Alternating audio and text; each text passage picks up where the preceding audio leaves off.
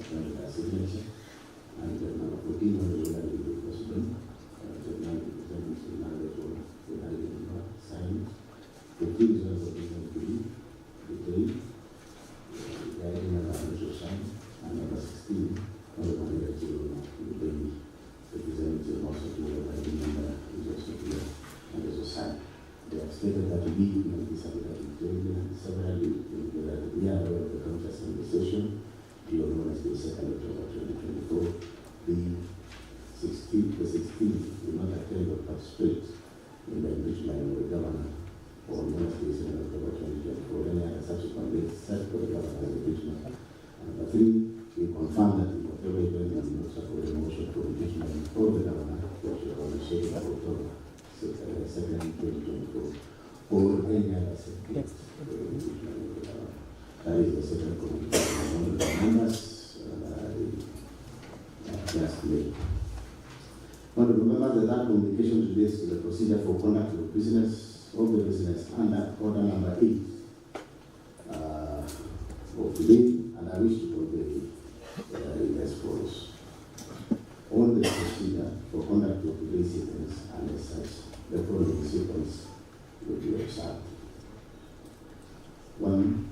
Upon being satisfied with the compliance with the provision of standing order number 24 the mover of today's motion on the proposal MCS will take the floor to move this motion and make the necessary contributions and debate of these motions. It is honorable to the one in the House.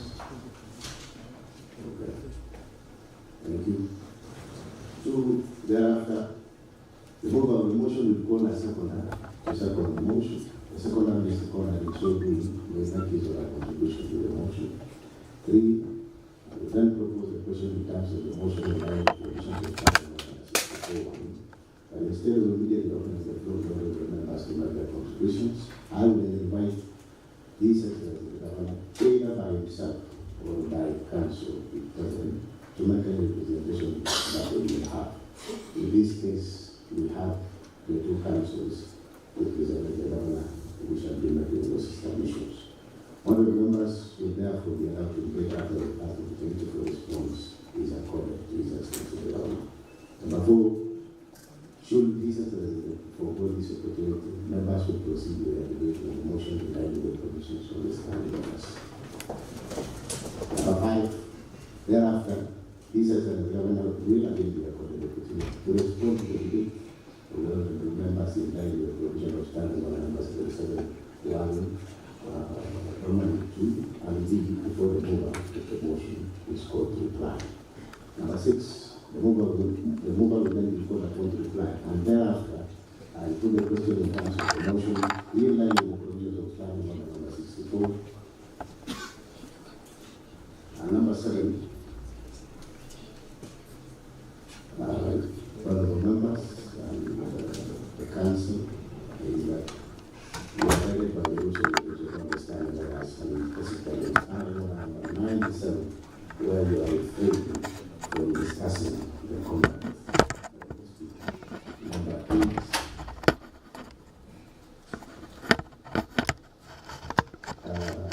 however, these being a motion that requires the pressure of the council of the members, and the members will pass conducted by the clerk, and thereafter I will announce the result.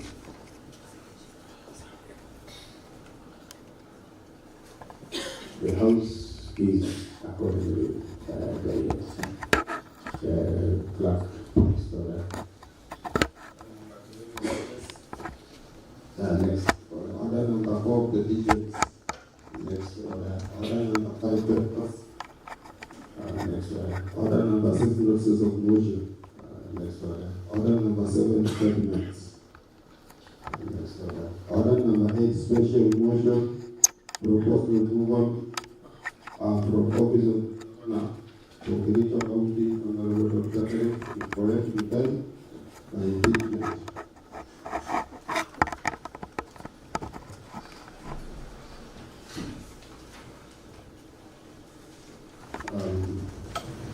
All the members the provisions of the standing order number 74 provides that when the order for the motion is read, the speaker shall refuse to allow the member to make the motion unless the speaker is satisfied that the member is supported by at least a third of all members of the assembly to make the motion. Provided that within the 7 days notice, the clerk shall cause to be prepared and deposited in this office a list of all members of the assembly are not expressed against each name for purposes of appendix signatures, which list can be entitled signatures in support of a motion for removal of the governor by impeachment. And I want to believe that what you are doing.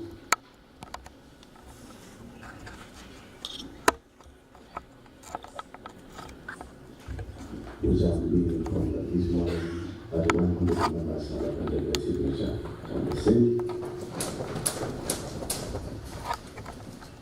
Honorable members, to this end, I have with me the requisite form prepared by the office of the clerk in line with the provision of our standing order number 74. We look at a total of 31 honorable members have appended their signatures and the other one of 35 honorable members appending their signature in the notice of motion. And therefore persuaded that this form is duly prepared and the signatures contained therein exceed the provided one-third threshold. Consequently, and therefore the removal of the motion, the honorable Professor One, MC Sigalo to what it take to the floor and move the motion. And the Professor One, you can proceed. Thank you, Mr. Speaker.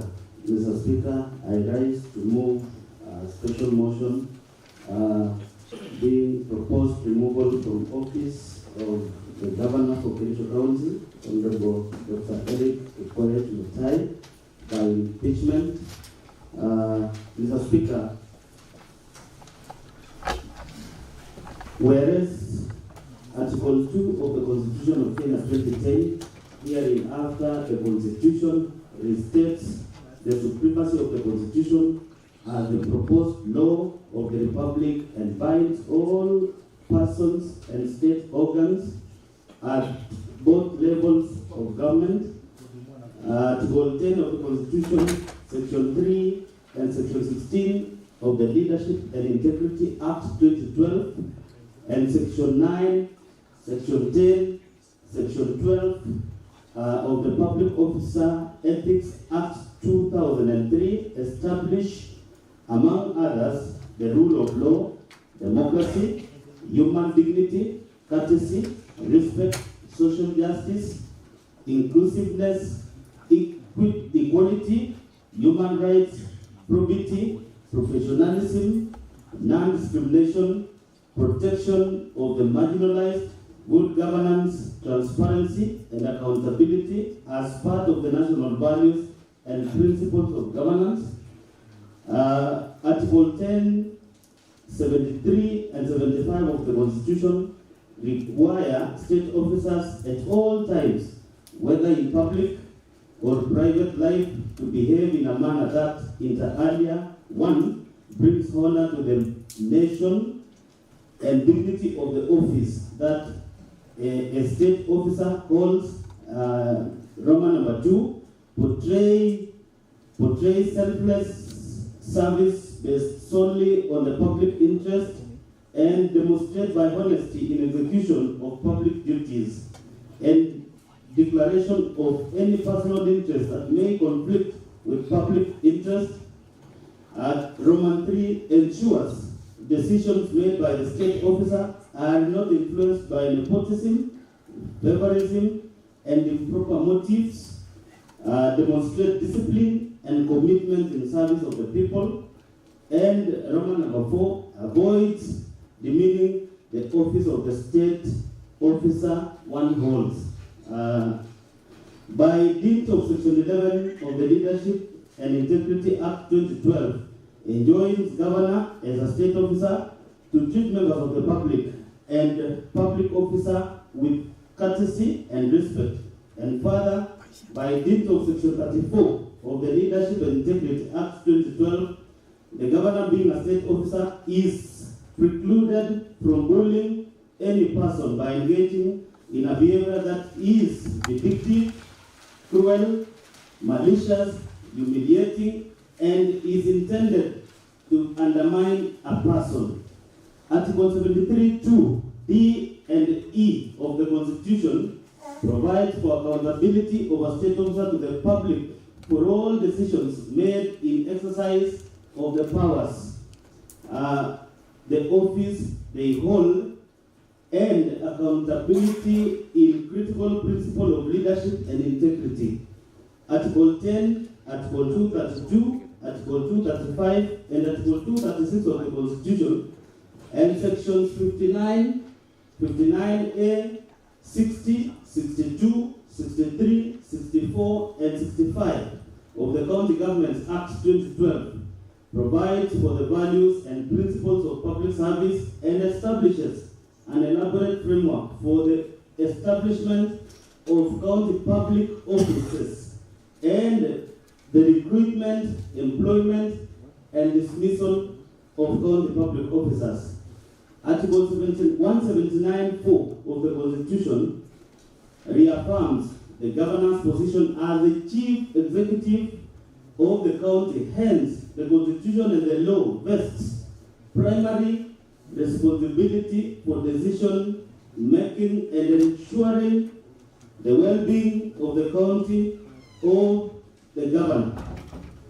This is a strong expression of the county governor's commitment and expression to provide effective leadership, strategic vision, and direction to the county in ensuring efficient and prudent use of public resources for the good of the county. Article 181 of the Constitution, Section 33 of the County Governments Act, and Standing Order Number 74 of the Standing Orders of the County Assembly of Kericho provides for the impeachment of the governor on grounds of gross violation of the Constitution, gross violation of written laws, and gross misconduct and abuse of office. Article 201, 205, and 207 of the Constitution forms a constitutional basis that guides the counties in raising and utilization of public finances. In particular, Article 207 establishes the revenue fund and clearly stipulates that money shall not be withdrawn from the revenue fund unless the controller of budget has approved. Section 33 of the Constitution of the County Governments Act obligates the governor to provide leadership in the county governance, be accountable for the management and use of county resources, and to promote, amongst others, good governance and competitiveness of the county. The governor has in multiple occasions directly and indirectly engaged in acts and conduct which severally and collectively constitute gross violation of the Constitution, gross violation of other written laws, gross misconduct and abuse of office. By his acts and conduct, the governor has exposed the office of the governor, the assembly, and the people of Kericho to ridicule, embarrassment, shame, and disrepute. The conduct of the governor has been scandalous and embarrassing to the high office of the county governor, an office held in public trust, whose authority ought to be exercised in a manner consistent with the purpose and objects of the Constitution. The conduct of the governor has made it impossible for the county to be governed as it ought to be, compromised service delivery, and jeopardized the functions of both arms of county government of Kericho. It has therefore become untenable for the governor to continue being in office. The governor has variously committed constitutional wrongs that subvert the structure of the county government, and undermine the integrity of the office and even the Constitution itself. The significant effects of the conduct that is undermining the integrity of the office, disregard of the constitutional duties and oath of office, arrogation of powers, and abuse of the government process has had an adverse impact on the running and the administration of Kericho County government. And the governor's continued stay in office has and will continue to undermine effective service delivery to the detriment of the people of Kericho County, in whose trust the governor holds office.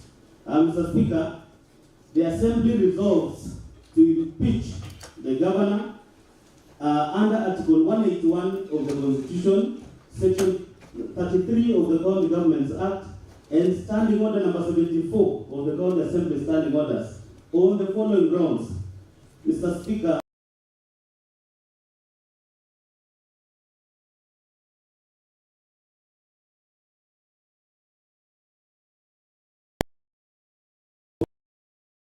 the Governments Act 2012, the Public Procurement and Asset Disposal Act, the Public Finance Management Act 2012, and Kericho County laws. Roman number 1, misappropriation, misallocation, and illegal drawing of county revenue and county finances.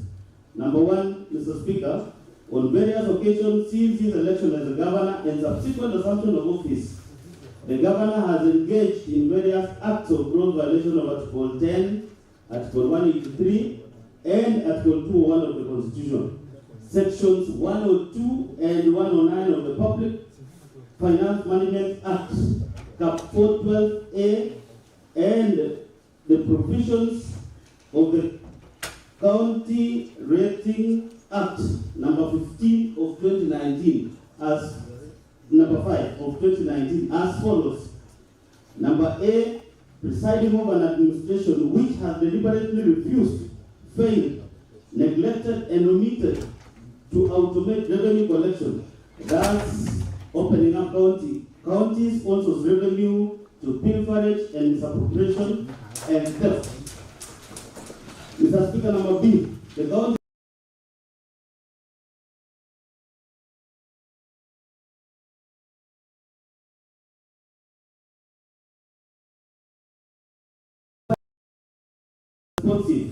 and a compliant tenderer being proposed by the tendering committee for the award of the tender.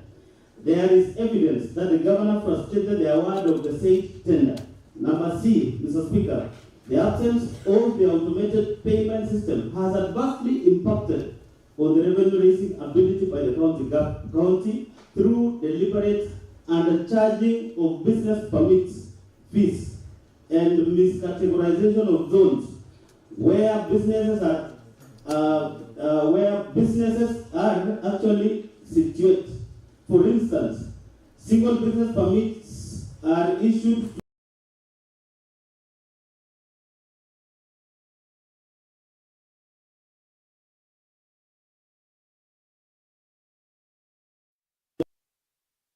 Similarly, properties situated in areas that attract higher rates are miscategorized, charged, and issued clearance certificate for areas that are zoned for lower rates, thus perpetuating revenue leaks.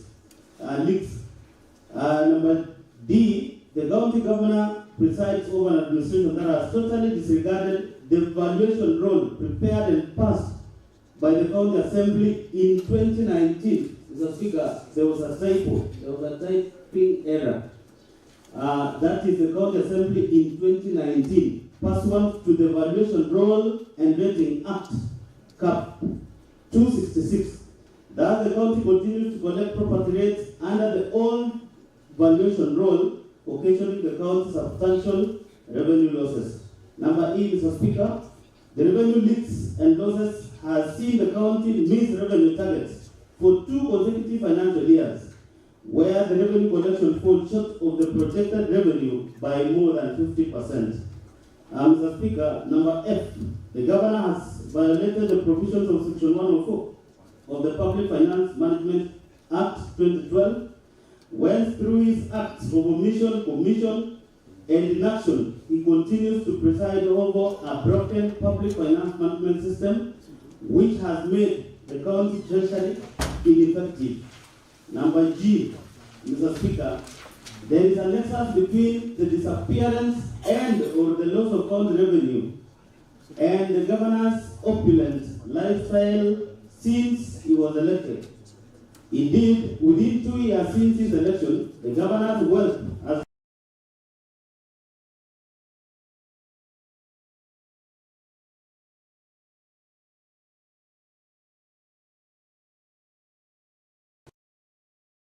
by captured bragging that whereas he didn't have the resources when he first vied, in quotes, Ragomi to loosely translating to this time I have enough resources.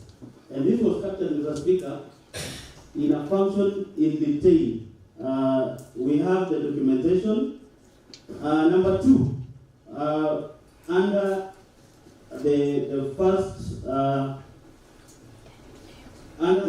charge, on or about 31st August 2023, the governor engaged in gross violation of Articles 10, 183, 201, 207, and 208 of the Constitution, and Sections 102, 109, and 110 of the Public Finance Management Act 2012 by launching a program dubbed Equalizer Kazi Mtaani Initiative and drawing down the funds towards the initiative without a legislation to anchor the initiative, public participation, prior approval of the county assembly, and the control of budget, and prior approval of the budget and appropriation approval.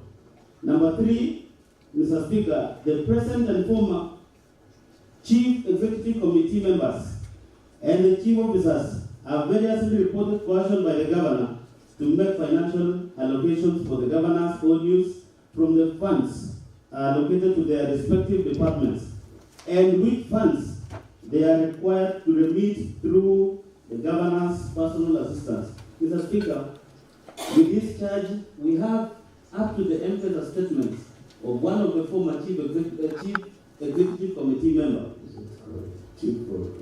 The county executive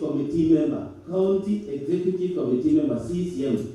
Mr. Speaker, the emphasis transaction even shows governor being sent the amount directly from the chief county executive member. Unfortunately, he was fired, and a number of emphasis transactions from the member to the personal assistance of the governor. So this is justified. Number 4, Mr. Speaker, violation of Article 201A, D, E of the Constitution of Kenya 2010 on principles of public finance management, and Article 226 as read with Article 227 of the Constitution by presiding over glaring irregularities evidenced by number A, irregular award of contracts and evasion of accountability. B, willful interfering in the procurement process and the award of tenders. C, skewed awards to various contractors at inflated rates and in collusion with fraudulent contractors and suppliers. And D, irregular implementation of various programs in the county, and E, intentionally and negligently presiding over massive theft of county public funds as evidenced by the Auditor General's report for the financial year ended 30th June 2023, which raised red flags on various projects. And Mr. Speaker, we have the same report we've annexed, which states the manner in which all this is happening. Number 5, on 15 August 2023, the governor compensated the victims of Londiani accident from the county emergency fund to cover up for the funds raised by the public and misappropriated by a committee he had formed to steer the fundraising, and without cogent explanation of how the funds publicly raised for the victims had been expended. Evidence of the governor's engagement, connivance, and complicity in the aforementioned acts of misappropriation, misallocation, and illegal drawings of county revenue and county finances is to be found in Roman number 1, invitation to the tender dated 14 December 2023, KCA exhibit number 1. Roman number 2, appointment of the tender committee dated 27 December 2023, KCA exhibit number 2. Roman number 3, tender opening record dated 28 December 2023, KCA exhibit number 3. Roman number 4, appointment of tender evaluation committee dated 4th January 2024, KCA exhibit number 4. Roman number 5, tender evaluation report dated 5th February 2024, KCA exhibit number 4. That should be number 5. Roman number 6, Kericho County Revenue Administration and Management Act 2019, KCA exhibit number 5. From that order, it should be number 6. That's an error. Roman number 7, Kericho County Rating Act 2019, KCA exhibit number 7. Roman number 8, Kericho County Finance Act 2023, KCA exhibit number 8. Roman number 9, abandon of copies of single business permits, KCA exhibit number 8. This one, Mr. Speaker, shows even the business across our assembly, Facmat, belongs to premises in Bureti, but you know Kericho is on A. And even in Bureti, it doesn't state which, because Detain also is on A, so it should be Detain and Kericho in both zone A. So, Mr. Speaker, that's how we lost revenues. Number 10, a report on the ad hoc committee on Kazi Mtaani project, KCA exhibit number 10. And Mr. Speaker, I was the vice chairman of that committee. It is unfortunate, Mr. Speaker, and I must say this, that the member even who raised the question, the statement, that necessitated investigation into this dubious project is one of those members who appended a signature that they are not willing to come here and even to defend the report that we produced. Mr. Speaker, in one of the, immediately we tabled the report, that particular member even called for the impeachment of the governor. And now he's nowhere, he should have been here to defend what he represents. And this is so shameful, Mr. Speaker, because one, you do not send an affidavit that you will not appear here because you do not want to talk about this. And you raised, that is the member even who quoted a number of contractors who are paid without a single document. It is so shameful, Mr. Speaker, and I want to urge the members in future, let us stand for what we believe is true. Number 11, affidavit of Mr. Eric Koech, KCA exhibit number 11. Mr. Speaker, there is an amendment there. It was supposed to be 2 affidavits of former. Remember, this is a house of rules and procedures and records and statement of facts. So, what it is must prove. And we have just mentioned is a member. Is it something that you guys are trying to do? Is it not easy? Because the records don't lie. We have it here so that for the purposes of record, and we also have no answers. Thank you, Mr. Speaker. I stand guided, Mr. Speaker, based our in relation to a report on the ad hoc committee on Kazi Mtaani. The member who raised the question is Honorable Matthew Korir. The member who raised the statement is Honorable Matthew Korir, MCA representing Chai Ward. And unfortunately, the same member, Mr. Speaker, is not even here today to talk about the same report which we brought here as one of the evidences that this county lost a quite substantial amount of money. So, Mr. Speaker, the member is Honorable Matthew Kirui Korir. is the MCA representing Chai Ward. You can proceed. So number 11, Mr. Speaker, I was saying it is an affidavit of Mr. Eric Koech. We do not have one for Rob Kipkorir Daniel. The two are former CECs in this county government. And that is case here, exhibit number 11. Roman number 12. Auditor General's report for the year ended 30th June 2023. Kericho County, exhibit number 12. And lastly, Mr. Speaker, and not lastly, number 13, Roman number 13, a schedule of revenue streams vis-a-vis performance as of 30th April 2024. KCA exhibit number 13. Mr. Speaker, this one is even so, it's something that shows that this county deliberately doesn't raise its own sort of revenues. I can quote in one of these schedules, Kabiana Tea Farm is quoted to have raised the smallest amount of money. And Mr. Speaker, under the defunct local authorities, the same farm used to raise a lot of money. The executive has never informed this House why we are not collecting anything from that tea farm. And lastly, Mr. Speaker, Roman number 14, we have the video clips numbered KCFB1 and KCFB2. This one, Mr. Speaker, is clips that the governor himself is addressing the public in relation to number 1,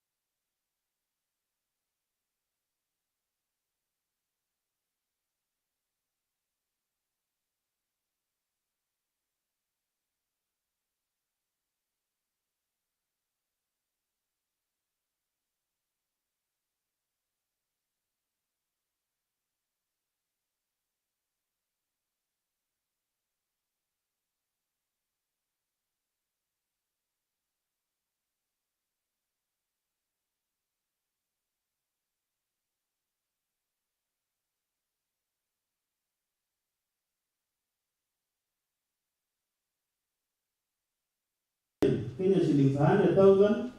County commissioners fuel, Kenya shillings 300,000. etc. Roman number 3, that when Kenyans from all walks of life voluntarily made the contribution to aid the victims of the tragedy, it was never intended or anticipated that the funds would be misappropriated with blessings of the governor, who had higher calling to ensure the money is accounted for to the last coin, and whom the people bestowed their trust. Roman number 4, the governor has issued contradictory statements insofar as the use of the funds is concerned. The contradictory statements points to his being complicit in the manner. And Roman number 5, while the governor is on record indicating that the medical bills for all the victims would be waived and taken care of by the county government, it is not clear why the money had to be paid out from the fund collected to various public hospitals against the expenses and unequivocal representations of the governor.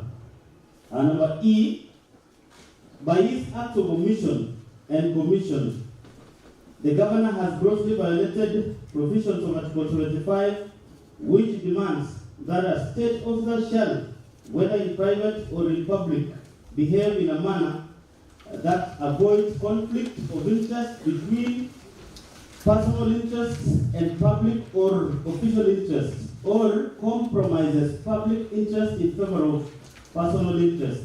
Number F, by overseeing the misappropriation of the funds aimed at assisting the victims of the accident, the governor violated Article 73(2), which demands from him selfless service based solely on public interest, demonstrated by honesty in execution of his duties, accountability to the public for decisions and actions, and discipline and commitment in service. Number G, by allowing himself to be a master of doublespeak in such a grave matter that shook the conscience of the nation, the governor violated Article 23(1)(a), Roman number 2, and Roman number 3 of the Constitution, which demand that he at all times demonstrates respect to the people and brings honor and dignity to the office he holds. Roman number H, by allowing himself and senior officials to close to him to benefit from the funds, the governor violated Article 76(2)(b) of the Constitution, which prohibits a state officer from accepting a benefit in circumstances that compromise the integrity of the state officer. And number I, by failing to ensure that decision making in the executive office of the county governor are not influenced by corruption, nepotism, and other colors and improper motives, the governor has failed to exercise objectivity and impartiality, thus violating Article 73(2)(b) of the Constitution, Kenya 2010. Mr. Speaker, evidence of the governor's engagement, connivance, and simplicity in the acts of misappropriating and or abetting misappropriation of publicly raised funds is to be found in Roman number 1, the report on the investigation of Londiani accident victims fundraising held on July 4th, 2024, KCA exhibit number 13, I want to believe it's correct, and Roman number 2, affidavit filed by the governor in Kericho ELCR petition number E014 of 2023, KCA exhibit number 14, and the video clips numbered KCA V3 and KCA V4 and KCA V5. Mr. Speaker, most of these clips, in fact, it is unfortunate that the governor would refer to the committee, the other committee that was investigating this fund, as a funeral committee. You know, Mr. Speaker, these are honorable members, led by the Honorable Moses Rotich, LCA, representing the great people of Tendeno, and a number of members. The governor however disgusted he was with the report, he ought not to have referred to members as a funeral committee that was formed by the assembly to investigate funeral activities surrounding the Londiani accident victims. And number two, Mr. Speaker, the governor, immediately this committee was formed, he called a press conference. And that is the point, there is a point what at the moment called Mongetu Chief. He called a press conference,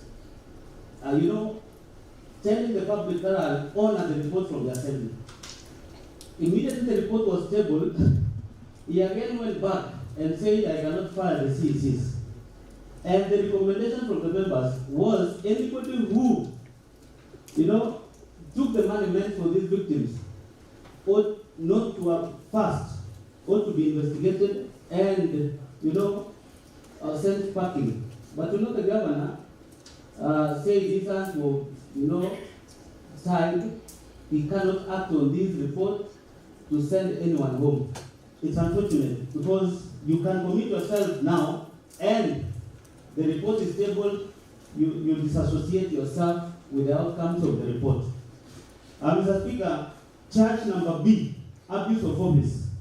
Roman number 1, illegal appointments, unlawful dismissals and transfers and usurpation of the constitutional and statutory functions of county public service. Number 1, Mr. Speaker, the governor has variously engaged in Roman number 1, gross misconduct, and Roman number 2, gross violations of Article 10, Article 73, Article 75, Article 232, Article 235, and Article 236 of the Constitution. Roman number 3, gross violation of Section 17 of the Public Officer Ethics Act. Section 55, Section 59, Section 59A, Section 60, Section 62, Section 63, Section 64, and Section 65 of the County Governments Act. Section 4 of the Public Appointments County Assemblies Approval Act 2017, and variously abused this office by number A, illegally appointing one Mrs. Alice Bett, now Judge of the High Court, as the county attorney when there was a substantive office holder, an act of which the Employment and Labor Relations Court, Honorable Lady Justice Wasilwa, affirmed was irregular and procedural and unlawful in Sang vs. Governor, Kericho County, and 2 others. Petition E001 of 2023, 2023. In that case, the governor was found by the court to be in gross violation of Article 73 and 232 of the Constitution. His actions found to be illegal and unconstitutional and ordered to pay costs of Kenya shillings 2 million and costs personally. The governor has therefore been already adjudged to be in gross violation of the law, and all the Assembly and Senate are called upon to do is to remove him by impeachment. Mr. Speaker, it's unfortunate that the governor would rise one morning and advertise, the position of the county attorney, when there is a substantive holder of the office who's been there from the first county government under Professor Paul Chepkwony. The governor was fined Kenya shillings 2 million, not from the county coffers, but he was, told to pay from out of his own pocket. Mr. Speaker, this is even a judgment that has been rendered, that the governor violated the law. And based on this judgment alone, the governor is a judge. Judgment has been rendered. This governor, Mr. Speaker, ought not to be holding office. Number B, causing the advertisement of the position of doctors, nurses, early childhood education, that is ECD teachers, just to endear himself politically when he knew the county government did not have the capacity to hire. The applicants were subsequently not shortlisted, nor their late vacancies filled. Mr. Speaker, county government of Kericho, advertised for the position of in health department, the education department, that is the ECD, and even in agriculture, which were never filled. Mr. Speaker, the only reason that the governor gave was that we do not have the money, and that the wage bill was going to shoot above the required limit.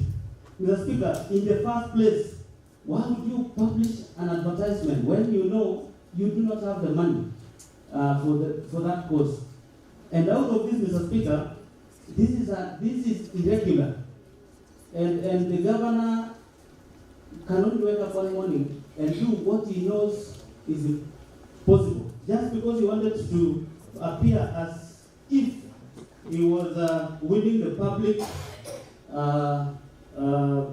to himself. Mr. Speaker, this alone amounts to abuse of office, and the governor ought not to be running the affairs of this county government.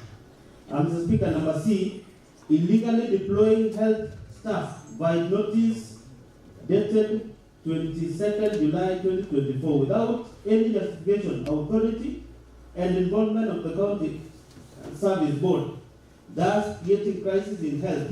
Mr. Speaker, this was even shocking because one, Section 72 of the County Governments Act 2 states that the chief of the relevant department is the one who should occasion even the changes. But again, these changes ought to be in tandem with the HR mark issues and in consultation with the county public service.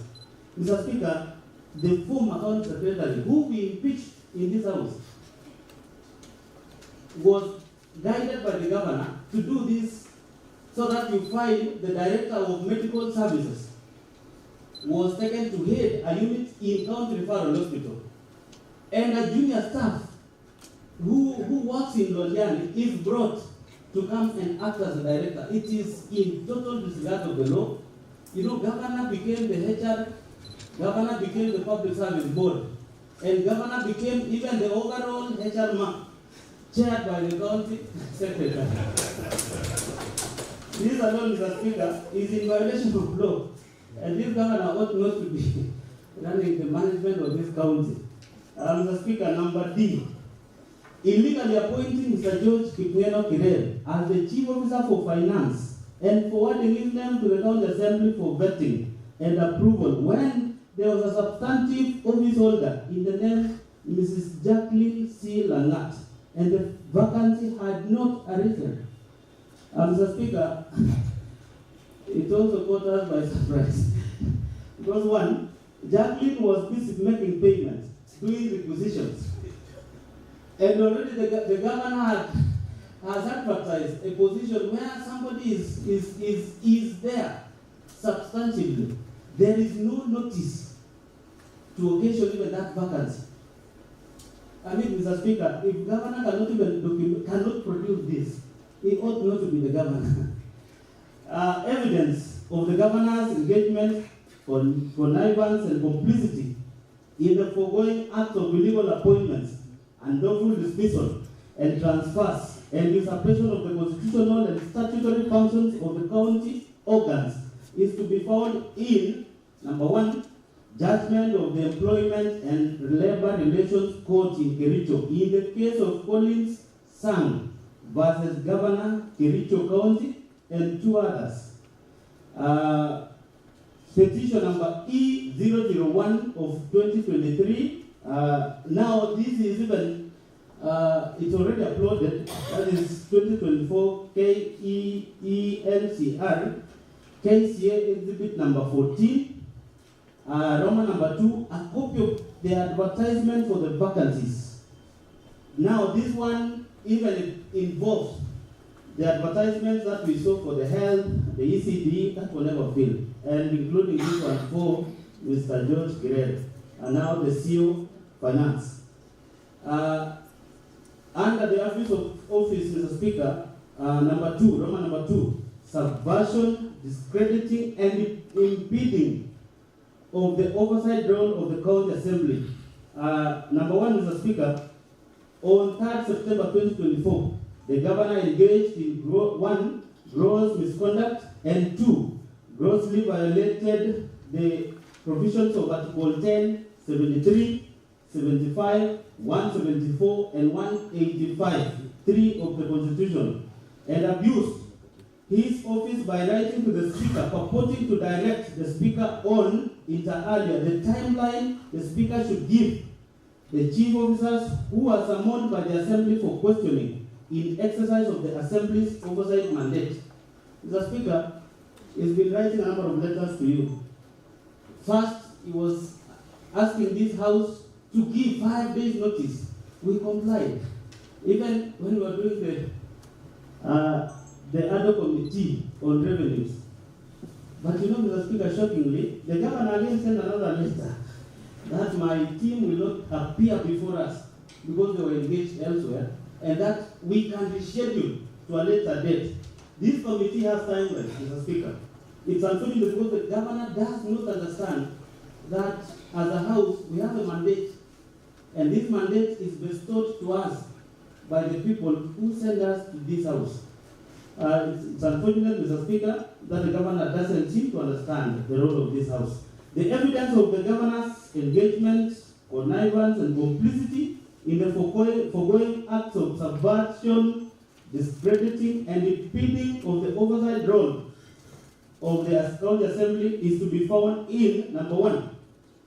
Roman number 1, a letter by the governor dated 20th August 2024, addressed to the Speaker of the County Assembly, KCA exhibit number 16, and a letter from the Speaker to the governor dated 3rd September 2024, KCA exhibit number 17. Charge number C, Mr. Speaker, gross misconduct. Roman number 1, bullying, incitement, vilification, and indecent sexual conduct. Number 1, Mr. Speaker, on various occasions, the governor has repeatedly engaged in Roman number 1, gross misconduct, and Roman number 2, gross violation of the provisions of Article 10, Article 73, and Article 75 of the Constitution, and Sections 29 and 34 of the Leadership and Integrity Act by number A, publicly vilifying the residents of Kericho with divergent views. A case in point is a Mr. Marwa from Londiani, who, while attending an event in Londiani dated 4th March 2023, the governor publicly disparaged, demeaned, and undermined, and even threatened to use the service of the police officer assigned to him to manhandle him. Similarly, on 24th August 2023, the governor, while commissioning a renal unit and a bulk liquid oxygen plant at Kapkadet Sub-County Hospital, the governor openly vilified, slighted, and berated Honorable Amos Biril, who is a member of this House, MCA Kapkadet, who had not attended the event, describing him as mentally blind and stupid. Mr. Speaker, it's unfortunate. And you know, this governor is so cruel that, you know, first of all, for the case of Marwa, he invited him to come to the front, you know, the dais where he was seated. And he started now heading him. He started talking so bad about Marwa, who is a resident of Londiani. Mr. Speaker, for the case of Honorable Amos Biril, in fact, the language the governor used is not of that person who was given an overwhelming mandate by the people of Kericho.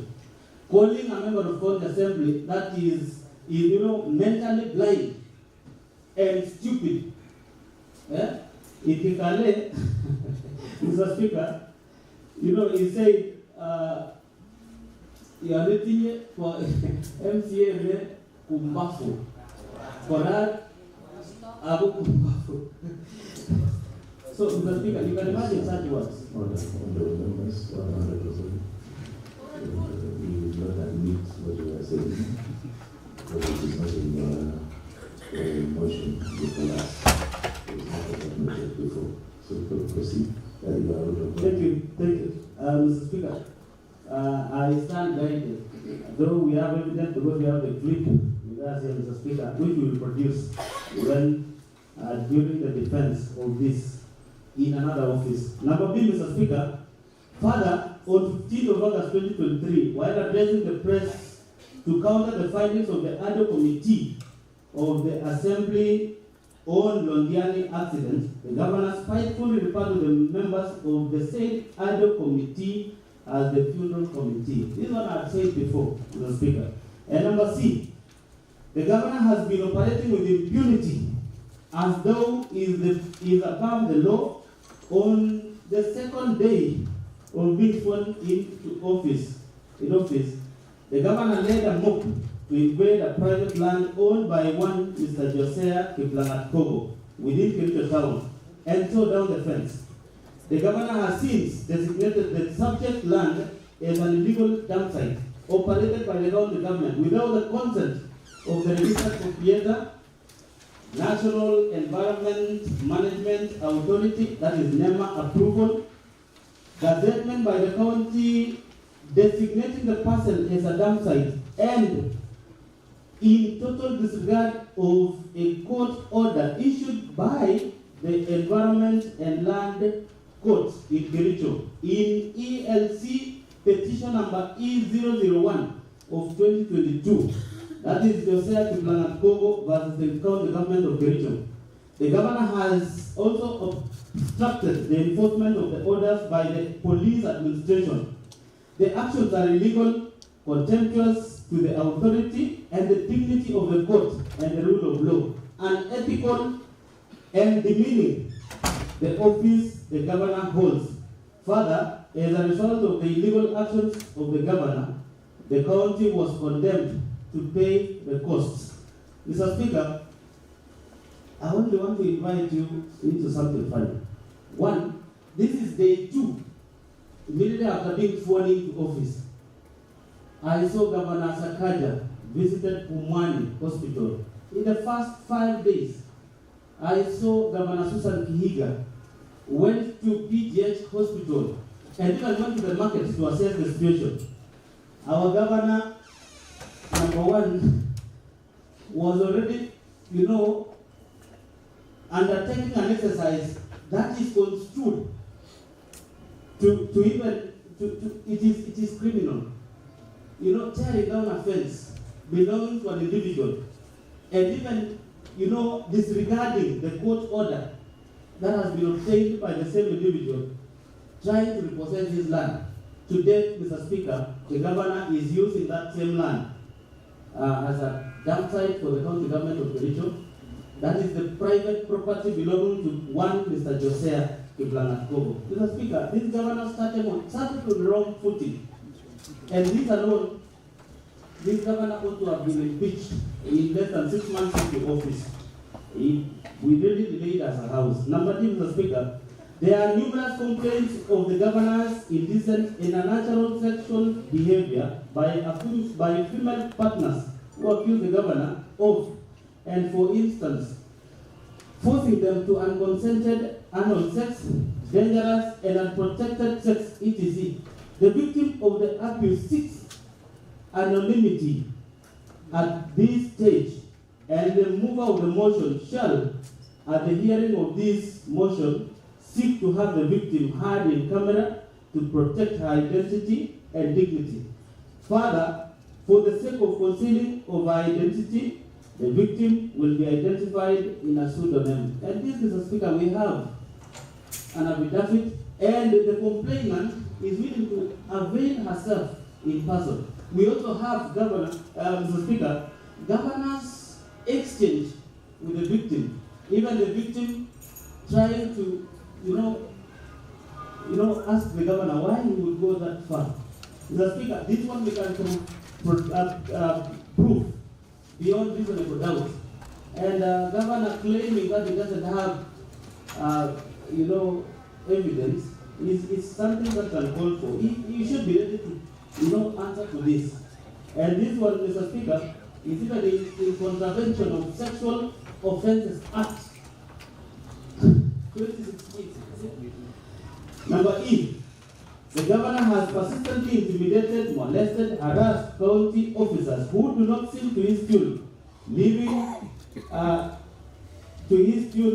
officers jittery and creating an atmosphere of fear, uncertainty, and despondency in the county, and thus creating a toxic working environment. This violates the provision of sections 11 and section 13 of the Leadership and Integrity Act. In fact, Mr. Speaker, we have a case of a very serious human resource personnel by the name Jacqueline Leitich, who exited the service of this county to join the national government. She was frustrated. You can imagine, Mr. Speaker, an officer who was the acting director of human resource. Simply because the governor didn't like her, she was sent to become the second administrator in Soitigo. She never reported. Or she reported and immediately sought transfer to the national government. Mr. Speaker, the actions by the governor and his men, led by one of the board, really, demoralized the officer. And the governor has done so many of this. In one of the interviews with the speaker then, one officer who works in this county as the payroll manager told us in this committee that at some point he was taking drugs meant for pressure, just to lower the pressure. Because of the insults and the abuse by the county chief, it is uncalled for, very unfortunate, and this governor ought to be impeached in the future. Number F, the governor has persistently used divisive and unbecoming language which undermines the office he holds, contrary to Section 8 of the Leadership and Integrity Act 2012. Number G, the governor has violated Article 25(1) of the Constitution by drawing hefty allowances and a salary while failing to diligently report to work, to the huge detriment of the discharge of his mandate as a governor and the performance of his functions. Number H, the acts by the governor enumerated above have collectively brought dishonor and disrepute into the office of the governor in violation of Chapter 6 of the Constitution and the Leadership and Integrity Act 2012.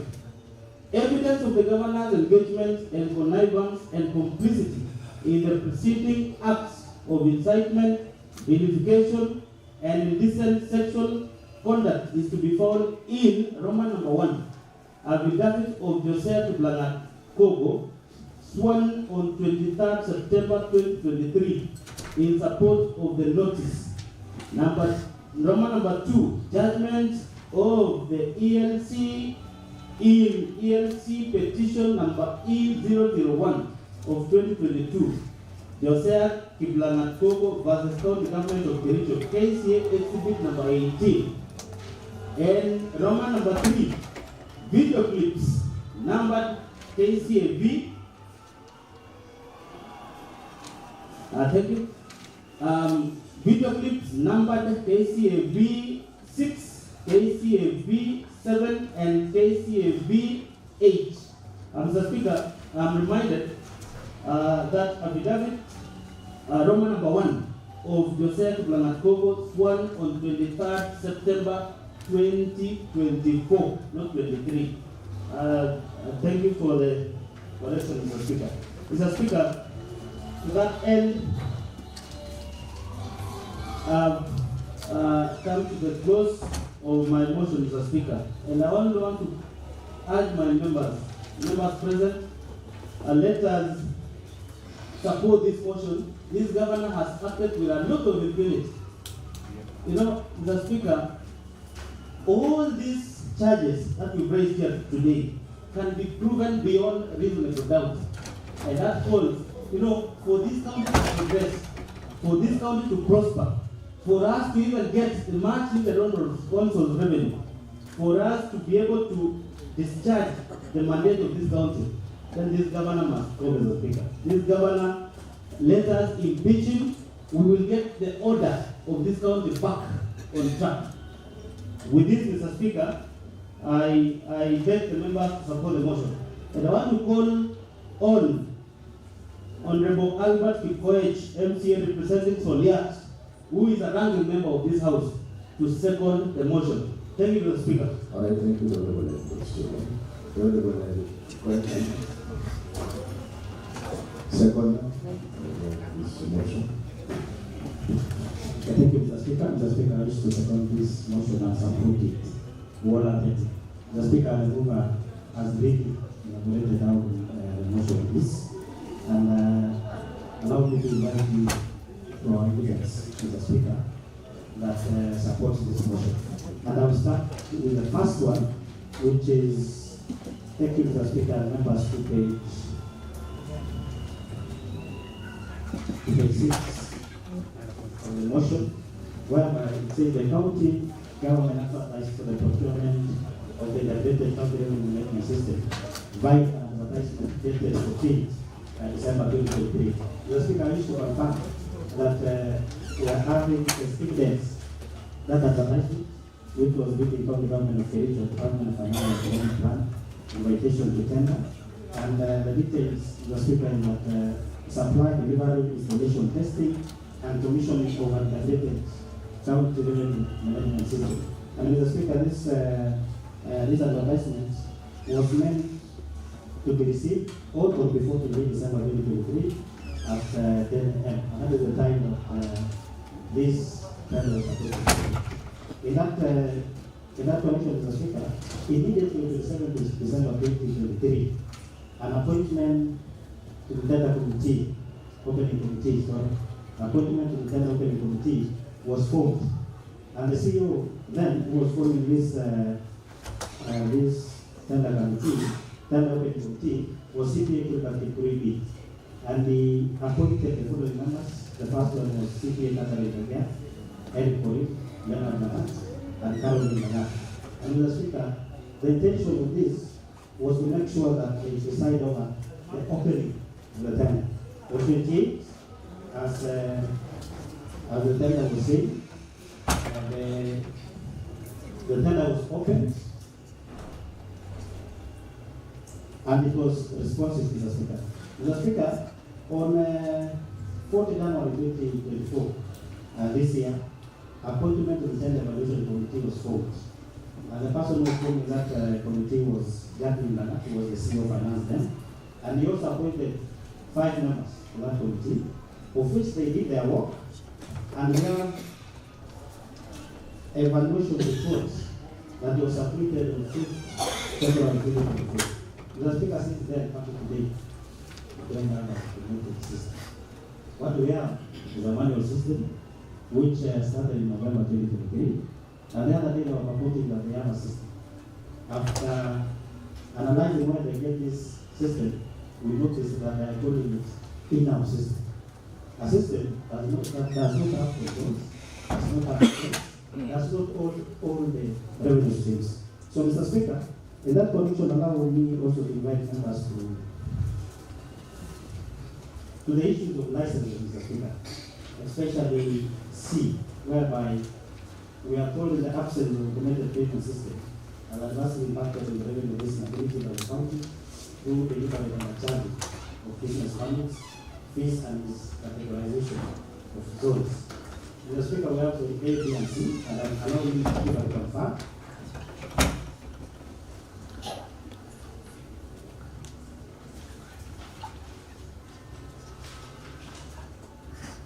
Mr. Speaker, in our Kericho County Finance Bill 2023, page 26, they are listing the zones.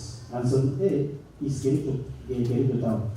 Zone B, Mr. Speaker, is Kuleti, Kericho West, Kericho East, Ainamoi, Belgu, and Sigawai. And Mr. Speaker, to your surprise, in Kericho Town here, allow me, Mr. Speaker, to use one permit to confirm the way they misplaced the zone. Allow me to use permit by for good.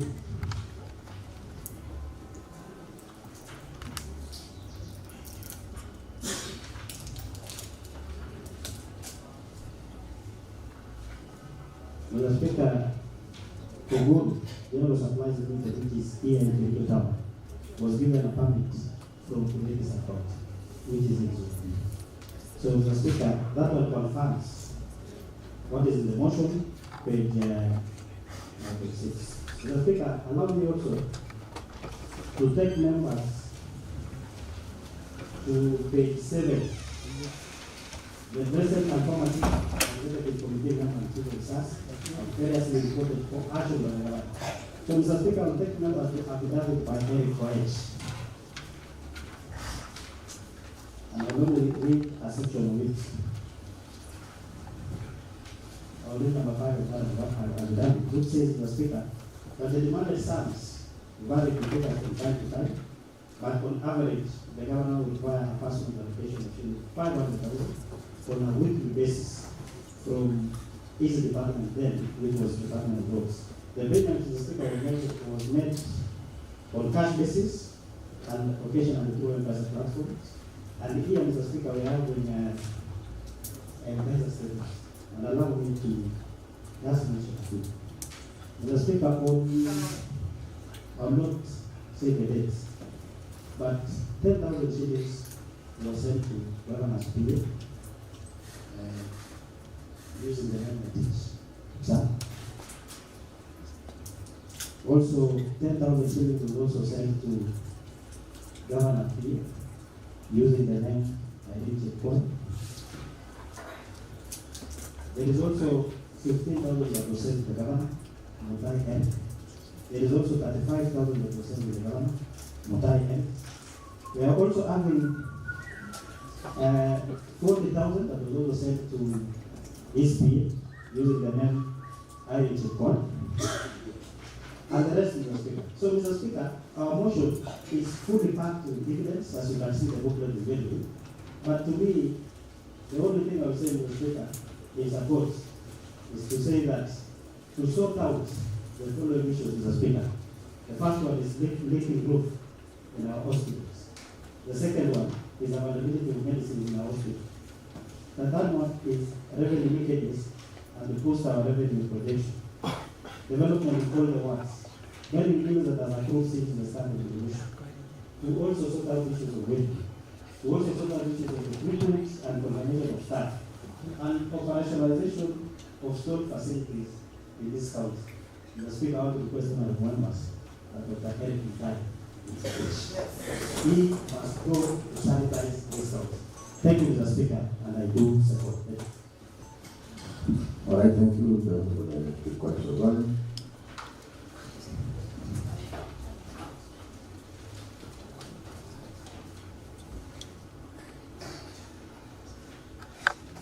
All right, thank you so much, Honorable Dr. Joe, as well as Honorable Albert Quach, having moved and the motion has been supported. Honorable members, the motion has been moved and supported. And I now propose the questions to the provisions of the standing order 1, which is, I have to read it verbatim, and therefore I request for your patience. This is the special motion proposed to remove from office of the Governor of Kericho County, Honorable Dr. Kericho by the motion by Kericho County. Let them know because the Assembly to see how it works.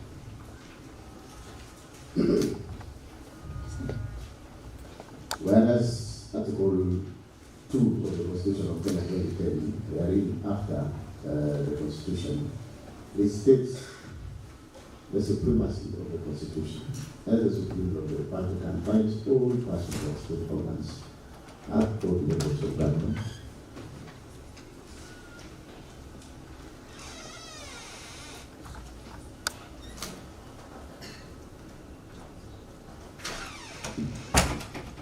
Well, members, let me propose the question on my flag and legislation because of the cameras and the stand. So we're going to be patient. The idea that I stand to propose the question is the question. And I start, whereas Article 2 of the Constitution of Kenya 2010, held after the Constitution, the state the supremacy of the Constitution as the supreme law of the country, and binds all persons and state organs at both levels of government. Number 2, Article 10 of the Constitution, Section 3 and 16 of the Leadership and Integrity Act 2012, and Sections 9, 10, and 12 of the Public Officers Act 2003, establish among others the rule of law, democracy, human dignity, courtesy, respect, social justice, inclusiveness, equality, human rights, pluralism, professionalism, non-discrimination, protection of the marginalized, good governance, transparency, and accountability as part of the national values and principles of governance. Number 3, Article 10, 73 and 75 of the Constitution requires state officers at all times, whether in public or in private life, to behave in a manner that inter 1, doing so in relation to the office that a state officer holds. 2, portray selfless service which are solely on public interest, demonstrated by honesty in the execution of the public duties and declaration of any personal interest that may conflict with the public interest. 3, ensure decisions made by the state officer are not influenced by nepotism, favoritism, and improper motives, demonstrate discipline and commitment in service to the people, and 4, avoid demeaning office that the state officer once held. Number 4, by date of Section 11 of the Leadership and Integrity Act 2012, enjoins the government of the state officer to treat members of the public and other public officers with courtesy and respect, and further by date of Section 32 of the Leadership and Integrity Act 2012, the governor being a state officer is precluded from bullying any person by engaging in a behavior that is creative, cruel, malicious, humiliating, and is intended to undermine the person. Number 5, Article 73 E and E of the Constitution provides for accountability of the state officer to the public for all decisions made in exercise of the powers of the office they hold, and that accountability that is core principle of integrity.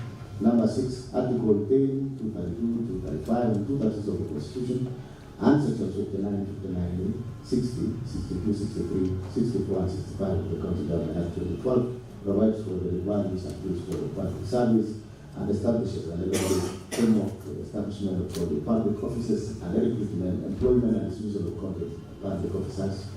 Number 7, Article 179 of the Constitution, it affirms the governor's position as the chief executive officer of the county, hence the Constitution and the law best primary responsibility for decision making and ensuring the well-being of the county on the governor.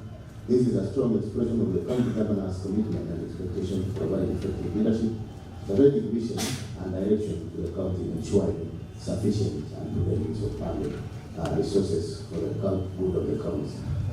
Number 8, Article 1 of the Constitution, Section 33 of the County Government Act and Standing Orders of the County Assembly of Kericho provides for the impeachment of the governor on grounds of gross violation of the Constitution, gross violation of other and gross misconduct of the office. Number 9, Article 201, 205, and 207 of the Constitution form the constitutional basis that guide the county in raising and declaration of public finances.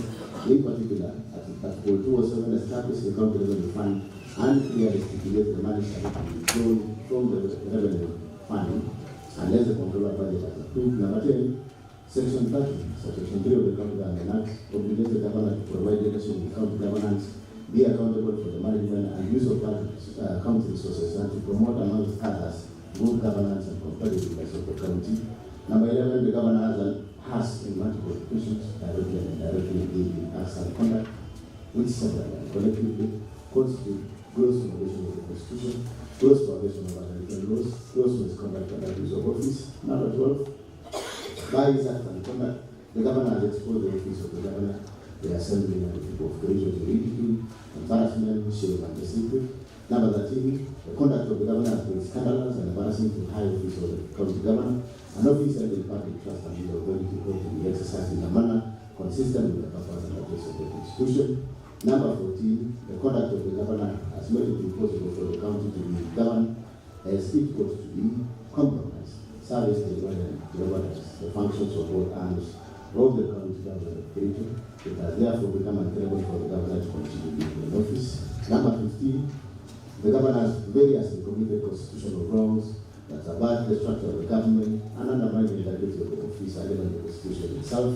The significant effects of the conduct, i.e., undermining the integrity of the office, disregard of constitutional duties and order of office, arrogation of power, and that which of governmental process, has had an adverse impact on the running administration of the Kericho County government. And number 16, the governors continue to stay in office as and will continue to undermine effective service to the degree that to the detriment of the people of the county in use trust the governor holds the office. The assembly is also to impeach the governor under Article 181 of the Constitution, Section 33 of the County Government Act, and standing order number 74 of Kericho County Assembly standing orders on the following grounds. Number 1, A. Gross violation of the Constitution and other laws. That is gross violation of the Constitution of 2010, the County Government Act 2012, the Public Procurement and Asset Disposal Act 2015, the Public Finance Management Act 2012, and the County laws that has been approved by this House over time. Under A, number 1, misapplication and good rules of county revenue and county finances. 1. On various occasions since the election of the governor and subsequent assumptions of office, the governor has engaged in various acts of gross violation of Article 10, 183, and 201 of the Constitution, Section 102 and 109 of the PFM Act 4112A, and the provisions of the Kericho County Act number 5 of 2018 as follows. A. Presiding over an administration which has deliberately refused, failed, neglected, and omitted to promote the collection that opening up the county zones was revenue to government, misappropriation and theft. Number B, the county government advertised for the procurement of the county management system by an advertisement dated 14 December 2023. This by the tender being responsive and a compliant tender being proposed by the tender committee for the award of the tender. There is evidence that the governor frustrated the award of the same tender. Number C, the absence of the automated payment system has adversely impacted on the regulatory stability of the county through the deliberate and the charging of business permits, fees, and miscategorization of loans where businesses are actually situated, which attract less charges when the actual business is situated as zero A to avoid payment of the actual charges. Similarly, property situated in areas that attract higher rates are miscategorized, charged and issued clearance of clear for areas that are low for lower rates, thus perpetuating the revenue mix. Number D, the governor presents of an administration that has totally disregarded the valuation rule prepared and passed by the County Assembly in 2019, pursuant to the Valuation Updating Act, Cap 266. Thus, the county continues to collect property rates under the old valuation rule for cushioning the county's substantial revenue losses. Number E, the revenue mix and losses has seen the county lose the tariffs for 2 consecutive years, whereby the revenue collection fall short of the projected revenue by more than 50%. Number F, the governor has violated the provision of Section 104 of the PFM Act 2012. Once through his acts of omission, commission, and inaction, he continues to preside over a broken public financial management system, which has made the country treasury ineffective. Number G, there is a nexus between the disappearance and the loss of the county revenue and the governor's computer lifespan since he was elected. Indeed, within 2 years since his election, the governor's work has grown exponentially, so much so that he can now afford to contribute to the elections 1 million in a single array. Indeed, in one of the church functions, the governor was captured bragging that whereas he didn't have the resources on the first right, that will be useful to translate to this time. I have enough resources. Number 2 of the violation is number 8 is all about that first arrestment. The governor engaged in gross violation of Articles 10, 183, 127, and 2 of the Constitution, and Section 102, 109, and 110 of the PFM Act 2012 by launching a program that equalizes a cousin plan initiative and drawing county funds towards initiatives without legislation to anchor the initiative, public participation, prior approval of the County Assembly and the control of budget, and prior approval of the budget and appropriation approval. Number 3, the present and former county executive committee members and chief officers are variously reported to action by the governor to make financial allocations for governor's own use to funds allocated to the respective departments, which funds were required to them through the governor's personal assistance. Number 4, violation of Article 201A, B, E of the Constitution of Kenya 2010 on principles of public and national government, and Article 211 with Article 227 of the Constitution by presiding over clearing irregularities evidenced by number A, irregular of contracts and negation of accountability, willful interfering in the procurement process and the award of tenders. Number C is to tender awards to various contractors at the inflated rate and in collusion with fraudulent contractors and suppliers. Number D, irregular implementation of various programs of accounting. And E, intentionally and deliberately presiding over massive theft of contracts and support for the financial year ended 30th June 2023, which raised red flags over various projects. Number 5, in the past charges on 15th August 2023, the government compensated the victims of the accident with the county of Management Fund to cover up for the funds raised by the public and disappropriated by a committee he had formed to steer the fund away. And without a cogent explanation of all the funds publicly raised for the victims' side of this fund. For the members, evidence of the governor's engagement, connivance, and complicity in the aforementioned acts of misappropriation, misallocation, and illegal doings of county revenue and county finances is to be found from Roman number 1 to Roman number 13, as indicated in page 8.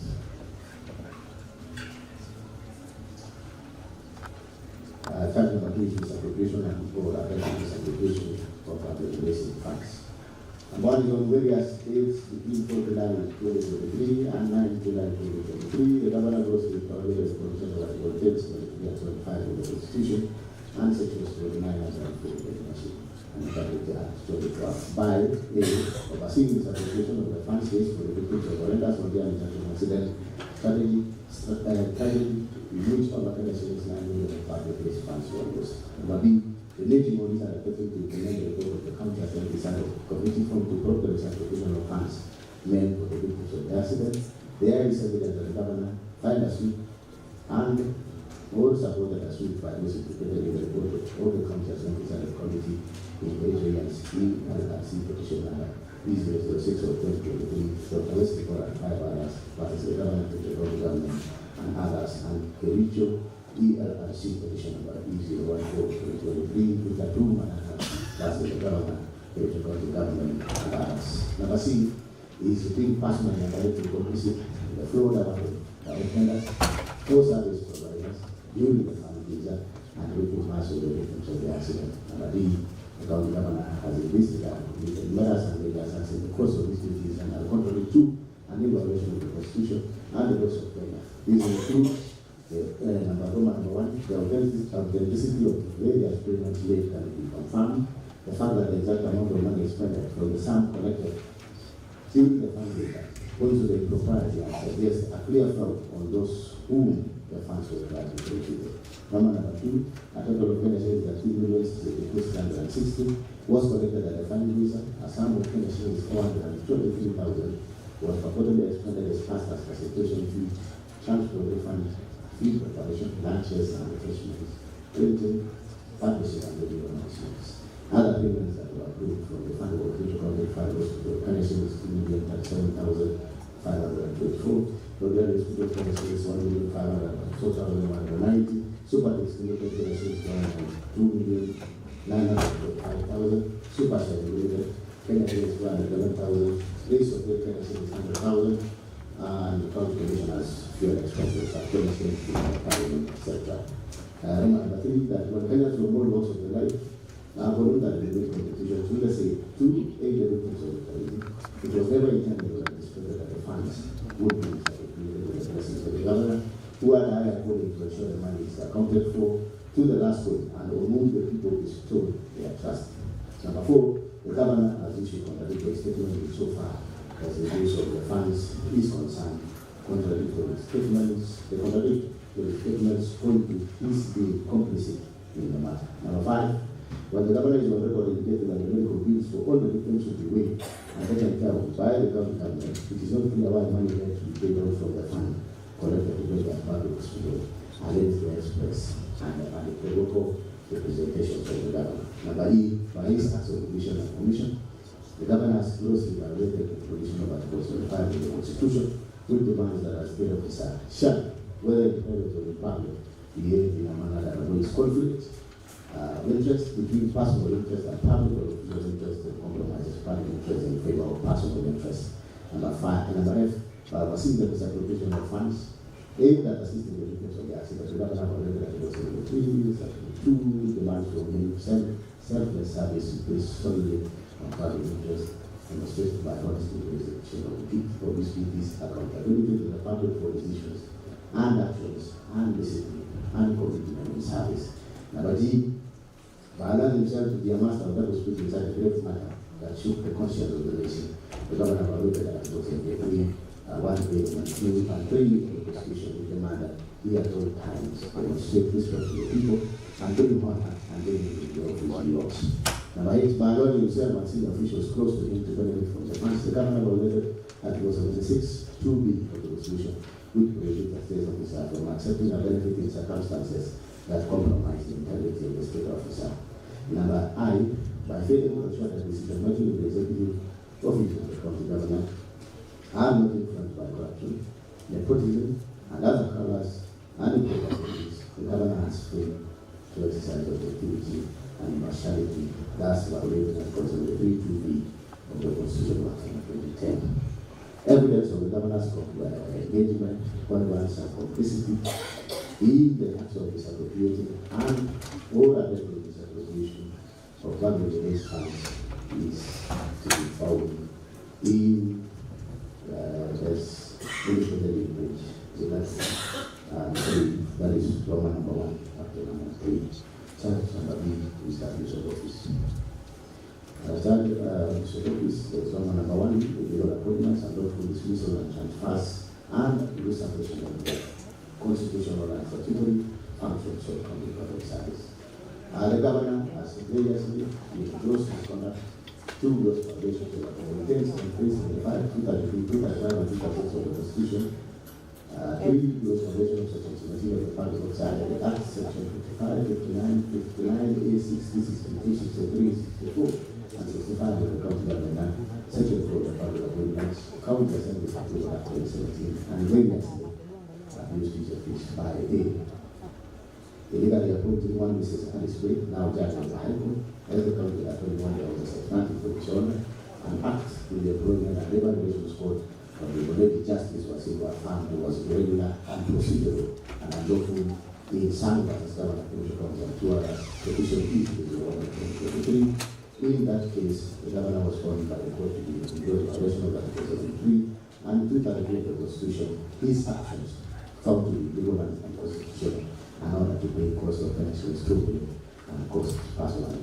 The governor has therefore been already adjudged to be in gross violation of the law, and all the assembly and the senate could have concluded is to remove him by impeachment. Number B, causing the advertisement of the position of doctors, nurses, and HIV education ECD teachers just to be changed politically when the New County Government do not have capacity to hire. The applicants were subsequently not shortlisted, nor they are being found vacancies and filled that. Number C, illegally employing health staff by notice dated from 2nd July 2024 together with the Education Authority and involvement of the County Service Board, thus creating a crisis in the health sector. And number D, illegally appointing Mr. George Care as the chief officer for finance and for an incident of the County Assembly for vetting and approval when there was a substantive officer in the name of Ms. Jacqueline Sinana and the vacancy had not arisen. Evidence of the governor's engagement, connivance, and complicity in the foregoing acts of the legal appointments and local dismissal and transfers and separation of the constitutional and statutory functions of the county organizations to be found in Number 2, the excellence therein. Number 2, under the office is establishing, discrediting, and impeding the oversight of the county assembly. 1, on parts of the government for the government engagement in gross misconduct and gross the communal Article 10, 73, 75, 174, and the Constitution, and abuse this office by writing the Speaker, purporting to the Speaker, or in the terminated Speaker, to give the chief officers who are summoned by Assembly for questioning the exercise of Assembly's majority. Evidence of the governor's engagement, relevance, and complicity in the foregoing acts of subversion is critical and including the office of the County Assembly is to be found in, as you can see, Roman number 1 and number 2 with the president's child number 6 gross misconduct. Roman number 1 bullying, incitement, purification, and sexual conduct. One ongoing as official, the governor has included the 8 in gross misconduct and gross violation of the protection by the 1073 and 75 of the Constitution and Section 994 of the Constitution by a publicly identifying the resident of Kericho County with diverted use. A case in Kericho is Kamara from Rwanda, who while attending a dwelling in Rwanda on 4th March 2024, the governor publicly described and demeaned and undermined 11 threatened to use the service of the police officer in field of man.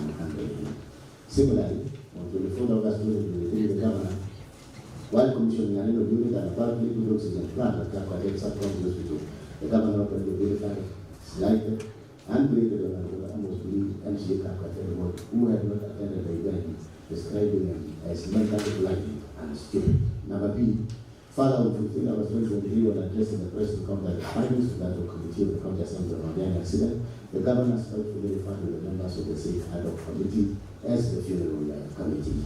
Number C, the governor has been operating with impunity as though he is above the law. On the second day of being sworn in office, the governor made a mock to invade a private land owned by one of the side of Lanako. He did go to the town and tore down the fence.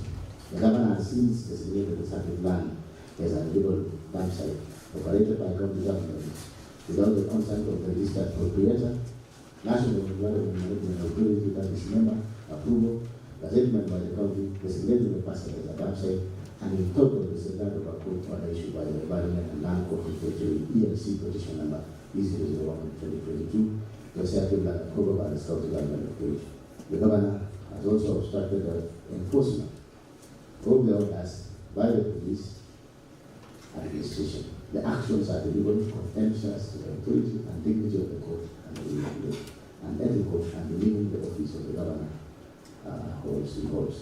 Further, as a result of the legal actions of the governor, the county was condemned to pay the cost. Number D, there are numerous complaints of governors' indecent and unnatural sexual behavior by female partners who accuse the governor of, for instance, forcing them to unconsented anal sex, dangerous and unprotected sex, etc. The victim of the abuse seeks a language at this stage and the move of the motion shall be heard in this motion.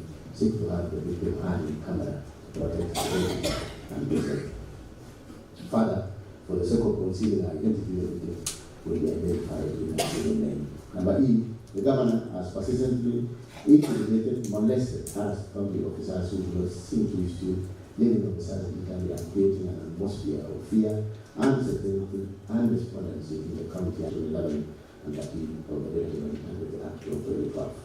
Number F, the governor has persisted language which undermines the office goes contrary to Section 8 of the Leadership and Integrity Act 2025.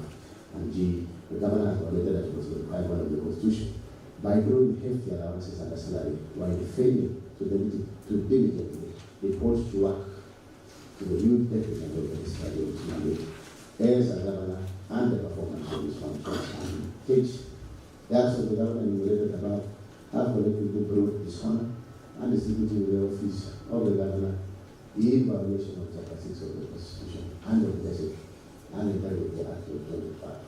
Evidence of the governor's engagement, connivance, and complicity in the preceding acts of the incitement, vilification, and indecency of conduct is to be found in evidence that is from number 1, that's from number 1 to number 3, which is also attached.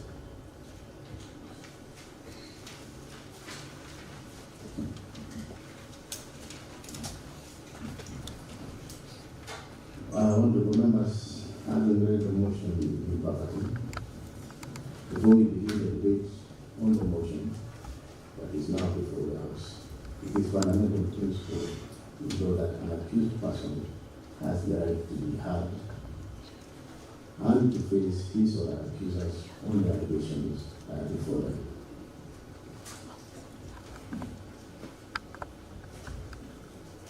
Indeed, this is the essence of it, and to go about this. Council. By way of starting, introduce both myself and my colleague. My name is Kericho Kigen. I represent the governor together with my colleague, Mr. Manasseh Tume. Thirdly, I want to extend a word of appreciation to your MCS for the courtesy of allowing us in here. And I would also like to say that if I say anything in the defense of His Excellency, it is specifically and solely out of my instructions or our instructions to defend His Excellency. It has nothing to do with the respect we have for you. And may I just emphasize that we have the highest possible respect for you as MCS and as the Speaker. Mr. Speaker, when you introduced the issue, you put the issue of whether the Speaker will be in attendance and whether he's foregoing his option to represent himself. Governor, Mr. Speaker. I confirm that the governor was on his way here and would have arrived by now, but when he was on his way, he was given notice that there was an order stopping the proceedings, these proceedings. And in the face of the existence of that order, he went back. However, he still in line with the point that he's not forgoing his right to defend himself. Mr. Speaker, sir, you have already adverted to the fact that we filed his statement and defense and his documents dated 30th September 2024. It is our position, therefore, Mr. Speaker, sir, that in the face of the order, this proceeding should be held. However, if at the end of the court proceedings and at the end of the judge decides that this matter should come back here, we will be relying on that statement and we will not be foregoing his right to defend himself. Mr. Speaker, sir, may I also just go on record as acknowledging the observations you made at the start of these proceedings, being that you are in receipt of a letter from 16 MCS, and the effect of which is that out of the 47 MCS that this honorable plenary ordinarily hosts, there would be only 31 members then, and unless one more walks in, the people, even if the motion were to be discussed, the only number of people who would then be engaging in discussing would be 31.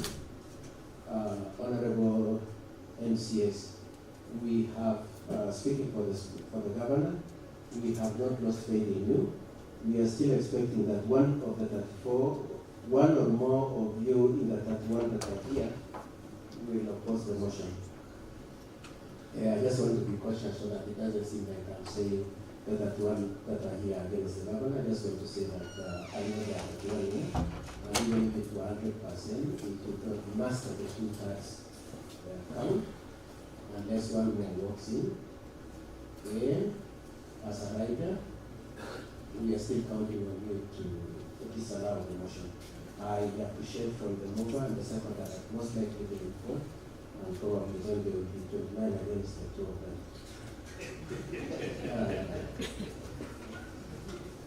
Mr. Speaker, sir, having then done that introduction, I just want them to emphatically place on record our situation on behalf of the governor, being that there is an order made by the court this 2nd day of October. The hard copy of that order has been served on the assembly and on the office of the clerk. The soft copy has also been served by email. And out of caution, because we don't know how, Mr. Speaker, you will proceed with the issue, we just want to be on record also saying that we have served the order to the email of the Speaker, mutai@gmail.com, and we served it also on the County Assembly at email kcoassembly@gmail.com. Mr. Speaker, sir, we have also served the order. We have also notified the clerk copy of the order on WhatsApp. And so we just want it to be as emphatic as possible, that the existence of an order is there, and if we were to proceed, we will be proceeding by choice. Choice of disobeying the order, not for lack of knowledge. Now, I appreciate that you honorable members of the County Assembly, by reason that probably have sat before that order was brought to your attention, might not know the context. And so I just want to say something about its context.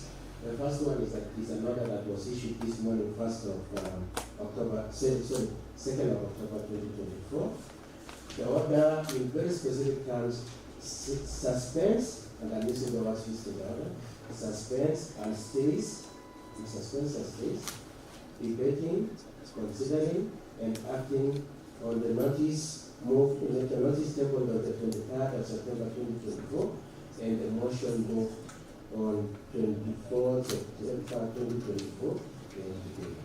So it suspends and stays, debating, considering, and acting on it. Multiple times, the Speaker has pointed out to you, honorable members, that this is a point of record. And then, therefore, there is a certain disadvantage you have as opposed to other people.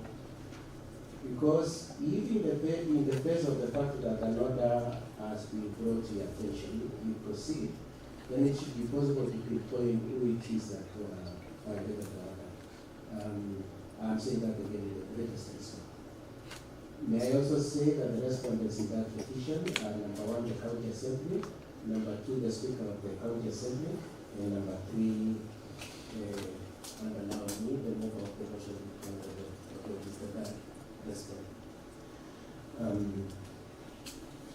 We didn't know that you have a very seconding it, you have also had a thing with this. Okay. Probably two last things, Mr. Speaker, then I ask you for your directions in the case of the order. The first one, Mr. Speaker, is that just to say something more about the order has been granted against the background of our argument, and probably I just highlight 3 of them. The first one, Mr. Speaker, and again I said I'm doing this with the greatest respect to everybody here, the greatest possible respect. The first one, Mr. Speaker, is that we have taken issue with you presiding over these proceedings. We have taken the position that we are biased against the government. Which the council Yes, is decided by Stalin on 97. As I told you, you are free to say that, but you know, in this house, because of our standing, unless there's a standing motion to discuss the conduct of the Speaker. For today, let me remind you, we have a substantive motion for the removal of the government. But nevertheless, you are free to discuss it elsewhere, not today. Thank you very much, Mr. Speaker. I can see that point is very popular with the MCS. I wasn't discussing it so much to put you on the issue, Mr. Speaker. I was pointing it out more for the benefit of the MCS to appreciate the issues that have been raised in court. And so it's not so much that I'm asking that your character or your person be an issue. I'm just saying the basis of the issues we took to court, and according to persuaded the court to give us the orders. Mr. Speaker, you will also notice that that is an issue we faced also in our defense date, the 30th September 2024. In the face of the fact that, Mr. Speaker, sir, that I have pointed out to you that I am highlighting it in the context of what is in court. I don't know whether you see what's in mind. Yes, please. You know, the court order that you are speaking about is the one that I had received before we started this session. By that time, we had not received, and we are being told actually your people will at 10:25. city area that is not scheduled.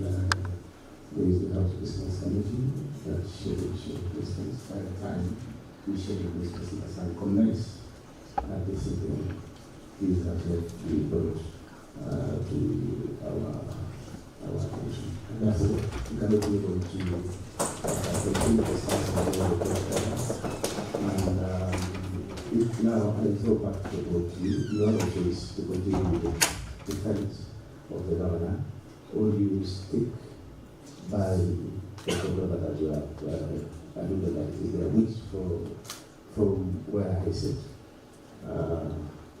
we haven't received and we discussed all the part of the procedure. Let it be on record so that let it be on record as a house. So, council, you have two choices. Either to proceed with the defendants of the government, or you stick with the court of that place. Instead of whatever that you have, it has been given. As you put it, by choice. Thank you, Mr. Speaker. May I say, there is of course the third choice of how I will use the 2 hours you've given me. Mr. Speaker, sir, one of the grounds for seeking the impeachment of His Excellency the Governor is that he is liable for double speak. We contested that. We have shown why our position is not true. But I'm not saying it somehow because of His Excellency the Governor. I'm saying it more for you, Honorable Speaker. You are on one hand saying we have not received the order, but I can see you already alluding to the order and saying it was served that day. And so it cannot be correct to say that the record should show that you are not aware of the order or that you are not aware. I have also, because probably the camera will not be part of the record, but at least my audio will be part of the record, I have seen, and I just want to be on record also as saying this, that the clerk has shown you the order. And so if we are to proceed, we will be proceeding against the background that you, Mr. Speaker, with the greatest respect, have received the order, but you are electing to disregard it to the extent to which it asks you to suspend, stay, debate, consideration, and acting on the motion table on 25, then move to 24. Two other issues, I'm sorry, Mr. Speaker. Yes. Two other issues I just must say, in view of the space that I have in my 2 hours, is to say, Mr. Speaker, apart from the fact that we took to court our contest that if we must proceed with this debate, we must have somebody else as a speaker as opposed to yourself on account of material showing you are compromised by money and that you are also a complainer in this case. Apart from that, we've also raised the issue of duties.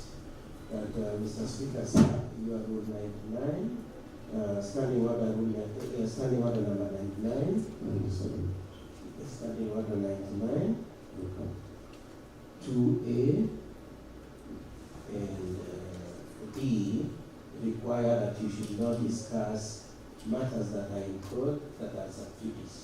Yes, Mr. Speaker. Yes, sir. And that's when I go back to the matter of choice. And we've got two options.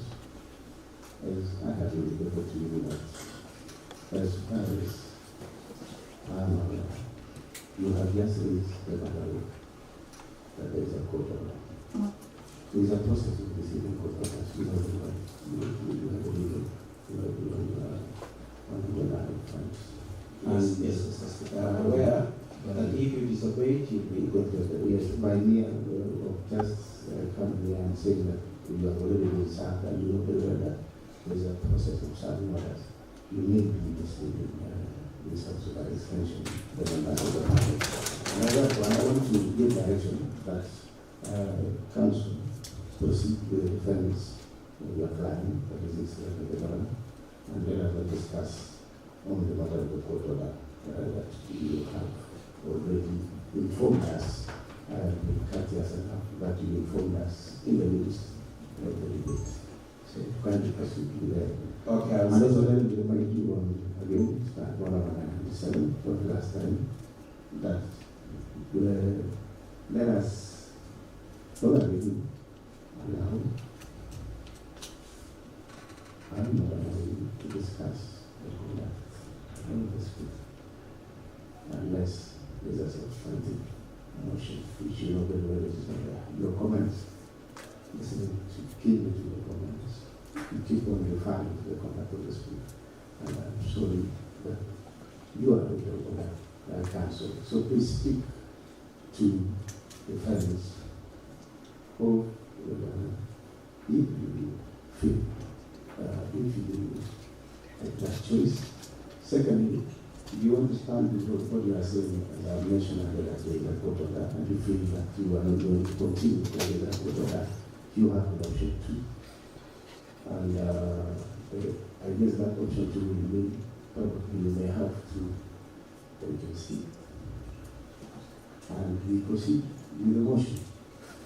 So, stand with them, because thank you, Mr. Speaker. I stand committed. I will no longer discuss you other than what you have said. But I'm sure even Honorable Boy can see that indeed you have the you have it to do. Now, Mr. Speaker, sir, yes, please take your seat.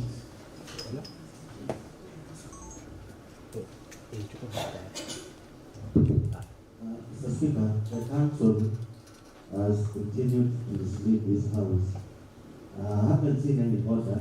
It has said part of those who've been served, but I do not have any document, votes, and so the council ought to substantiate, or if it can't, it should withdraw and apologize. Yes, council and Honorable Anderson, I pronounce myself on that matter. Because I'm going to talk about one because I think that you alluded that he has received the court order that you are talking about. Maybe, and we have requested that perhaps, and he has informed you that he has received one. So probably I will just maybe give you a minute so that we can clear that and proceed. But nevertheless, I have already given direction on the matter regarding the court order that you have alluded that we have been served. Honorable Ogoy, you have asked me to either substantiate or withdraw. I intend to withdraw. But ahead of withdrawing, I don't remember saying Mr. Honorable Ogoy has been served without. I have said it is the Speaker and the Assembly that has been served. If you misunderstood me to be saying that you've been served because my supposition is that you've been here all this time, and so probably you haven't been dismissed by served. You cancel just to make you did mention that you have been served to the woman. I also. No, I didn't say that. I say he's one of the residents. Or is the only person who has or is it the aspect of the matter is a double speak that we anyway, proceed to the defense. Let's proceed to the matter. That was with Mr. Speaker, sir. I don't mind the stories you're telling at me. So, Honorable Colin, if you understood me to be saying that you have been physically served, I'm not saying that, but I'm saying the Speaker has been served. I just want to be very practical. Which I have also confirmed that I have not received the order. And which I'm confirming that even as we speak, it is on the left-hand side of right-hand side of where you're seated, and the clerk has given you, Mr. Speaker. Okay, you can proceed. And if you'd rather, I can walk over to your table and show you our Mr. Speaker. Then my Speaker, sir, I can move on. I can move. Sorry. Please take your seat. Just take your seat. Council.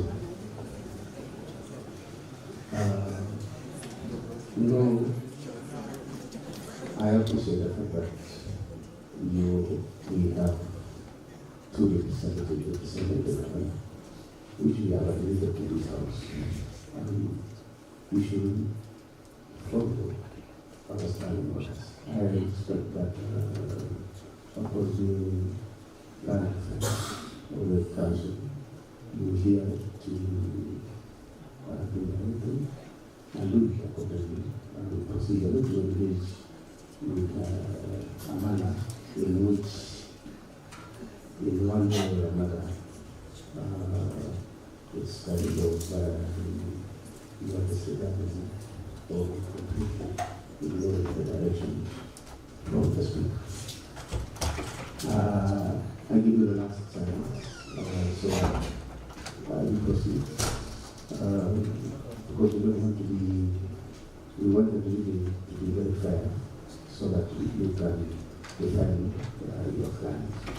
But let us avoid the issue of exchanging or challenging the pronunciations by the chair himself. So proceed. Thank you, Mr. Speaker, sir. I will control your directions. I just want to say that when the court eventually becomes this issue, we will be proceeding with our defense in line with the finding in the first case of September 2024. And in that finding, Mr. Speaker, sir, just to pick out a number of things, the association of things that have been flagged out by Honorable Roy and the second promotion, we will be Honorable Roy flagged out the point that one is clearly replaced Jacqueline in circumstances of impropriety, and we need to have an produce some documents. We confirm that indeed we have documents showing the office of Chief Officer Finance was vacant, and therefore it is untrue to say that it has been filled. Number two, that it was public service board that advertised. It is this county assembly with that motion was brought for the appointment of Pierre. And if there is anybody to be defeated, it is probably Honorable Roy who was sitting in the committee vetting the subcommittee for this assembly, vetting Mr. Pierre and recommending to the governor the appointment. On the issue on that matter and the other matters that are coming up for your defense, I hope and you believe that the documents that you are referring to, all of them are been attached in your submissions that submitted. They have, Mr. Speaker. Just again, for purposes of the career. That unlike you, we do not want to be content of the court order. We will come back after the court has pronounced it. On the issue of sex excesses and improprieties, we have filed a notice objecting to the materials applied to us out of time, and we've not had time to respond to them. Mr. Speaker, sir, if the court decides that these proceedings proceed, and if we like time, we'll respond to that. Sorry, Council, you are moving so fast. You say in the matter of supplementary evidence, you have objected? Yes, Mr. Speaker, sir, we filed a notice saying that we are objecting to the net service. The notice you have delivered? Yes, Mr. Speaker, sir. So, clerk, you need to confirm. When was it delivered?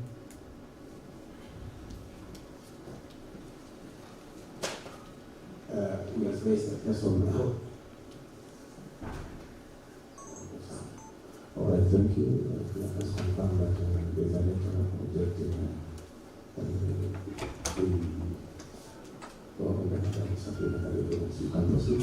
We are very grateful to both yourself and the clerk for confirming that. On the same issue of the sex, Mr. Speaker, sir, after we had filed our defense and having then had some latitude of time to look at it, we had a cursory look at it.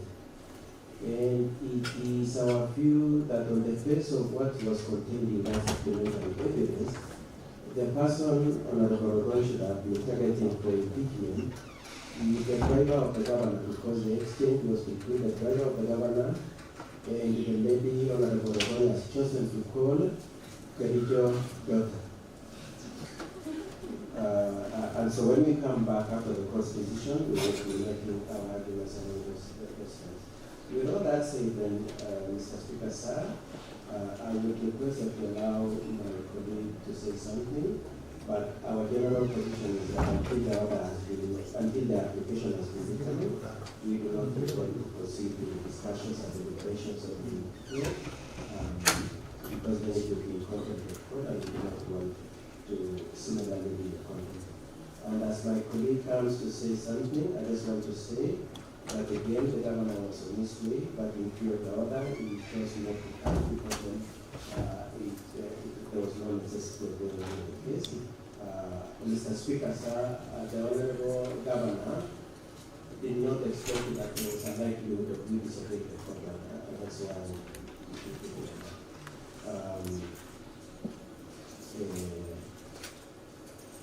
Honorable His Excellency the Governor is a cruel person.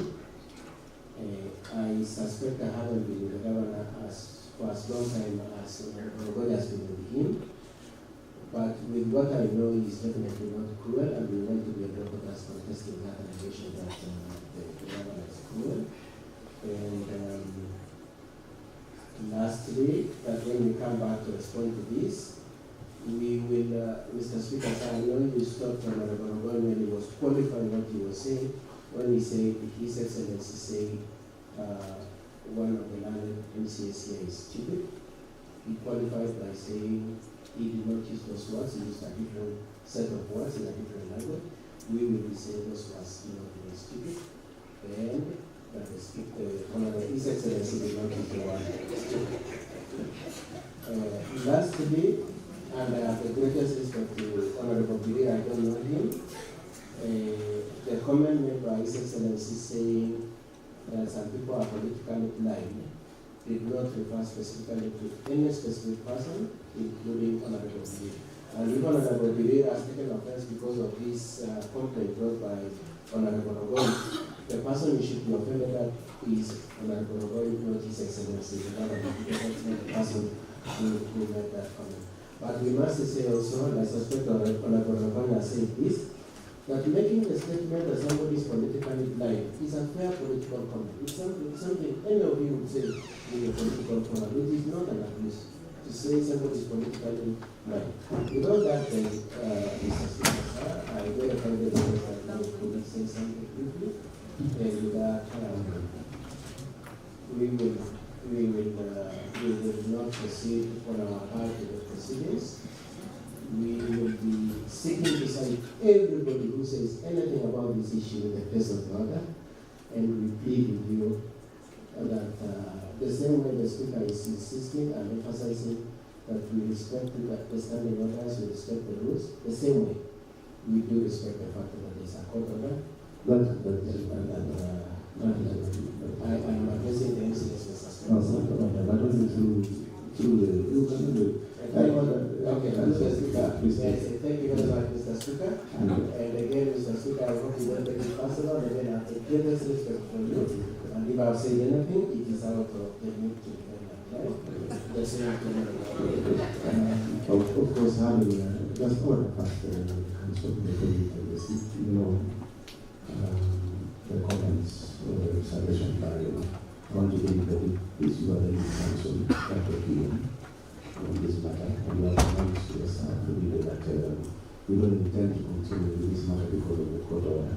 So, honestly, I don't really reason why that we should look to your colleague and you have already pronounced yourself, because that is for our own observation, and therefore, I guess you have really summarized. Unless you wanted your colleague just to say this. Because you have made it very clear that you don't intend to. Mr. Speaker, are you whispering my 2 hours? Of course, based on you said that you don't. Okay. Mr. Speaker, sir, could you then allow my colleague just to say something? He probably has a different view, probably wants to proceed with it, because let's hear what he has to say. Please. That's fine. Okay, proceed. to the council.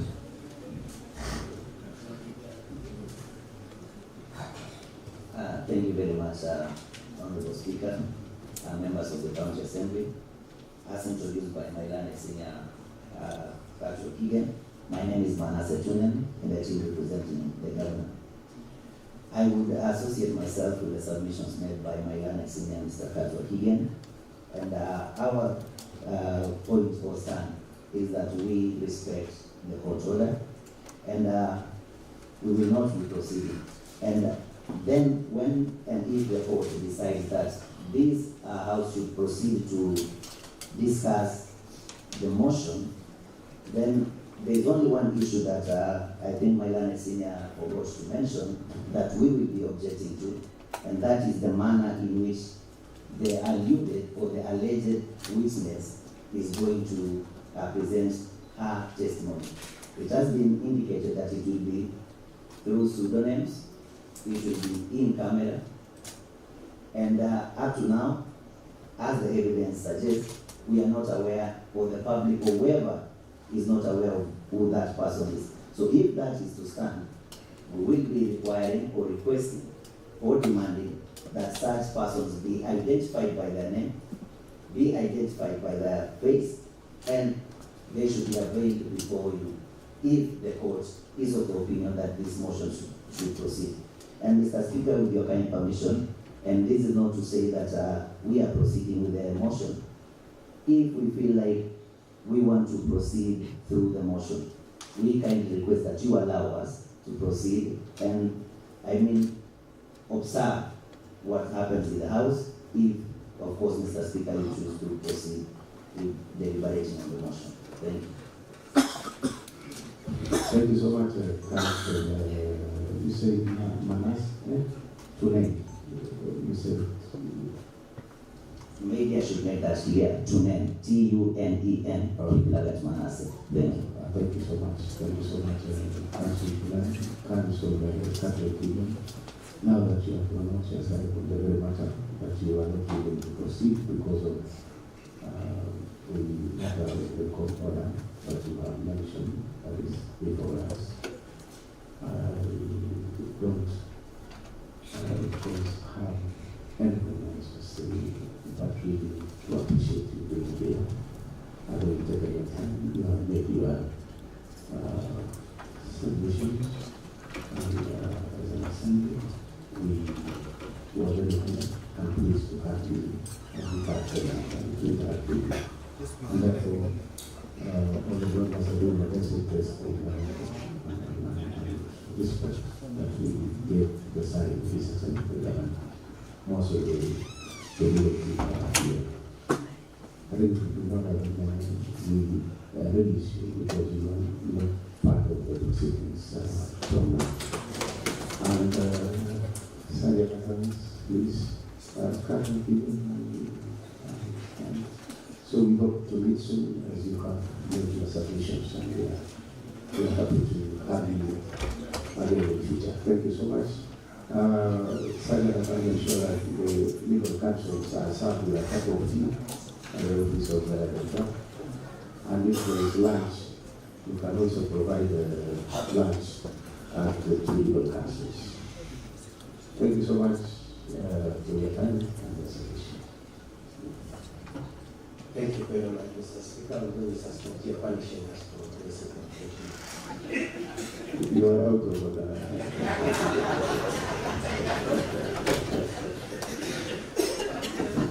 we will always, the Honorable Clark, I think this time we need to conduct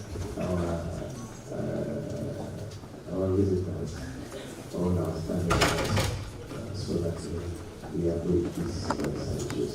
Nevertheless, we will proceed with the motion. Honorable members, of course, you have had the submissions by the legal counsel representing the governor. And we now proceed now.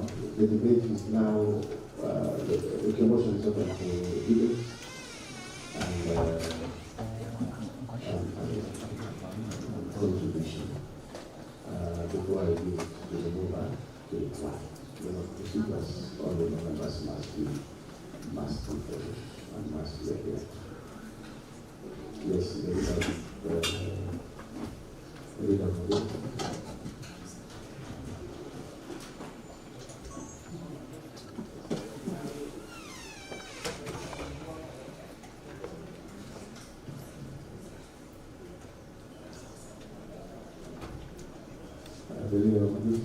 stand there. All the members and the candidates when the question has been proposed, it must be debated before the mover of the motion and replies, and then we shall put the question. The leader of the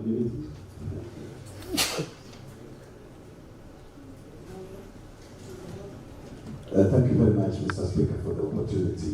And maybe allow me, Mr. Speaker, before I proceed with my contributions of supporting the same motion, Mr. Speaker, that is before the floor of the House today, Mr. Speaker. Allow me, Mr. Speaker, to refer to the standing order number.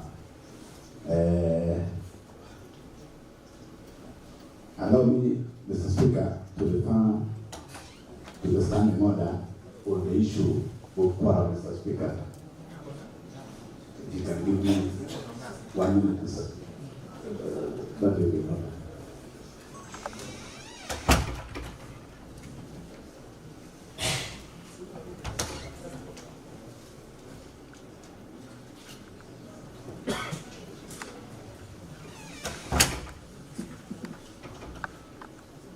It is the standing order number 37, Mr. Speaker, and I want to read, Mr. Speaker, out of curiosity, Mr. Speaker, and based on what the council wanted after the place, Mr. Speaker, and based on the communication that you made earlier, Mr. Speaker, on my fellow colleagues who work at Mr. Speaker, send signed documents before you, Mr. Speaker.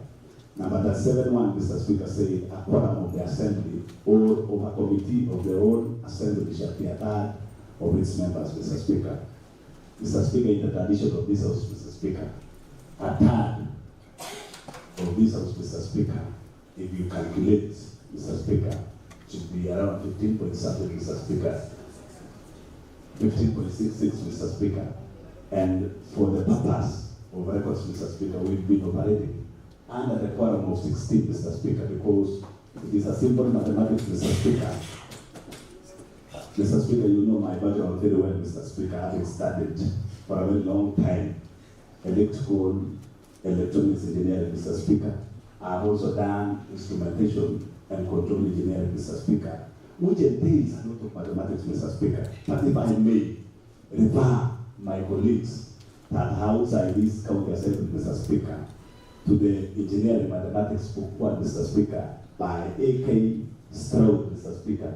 They say, in decimals, Mr. Speaker, when you round them up to a whole figure, Mr. Speaker, if it is above 0.5, Mr. Speaker, 0.5, then you round up ahead of the number, Mr. Speaker. And if it is less than that, Mr. Speaker, you round down, Mr. Speaker. And that's the reason we normally run our quorum by 16, Mr. Speaker.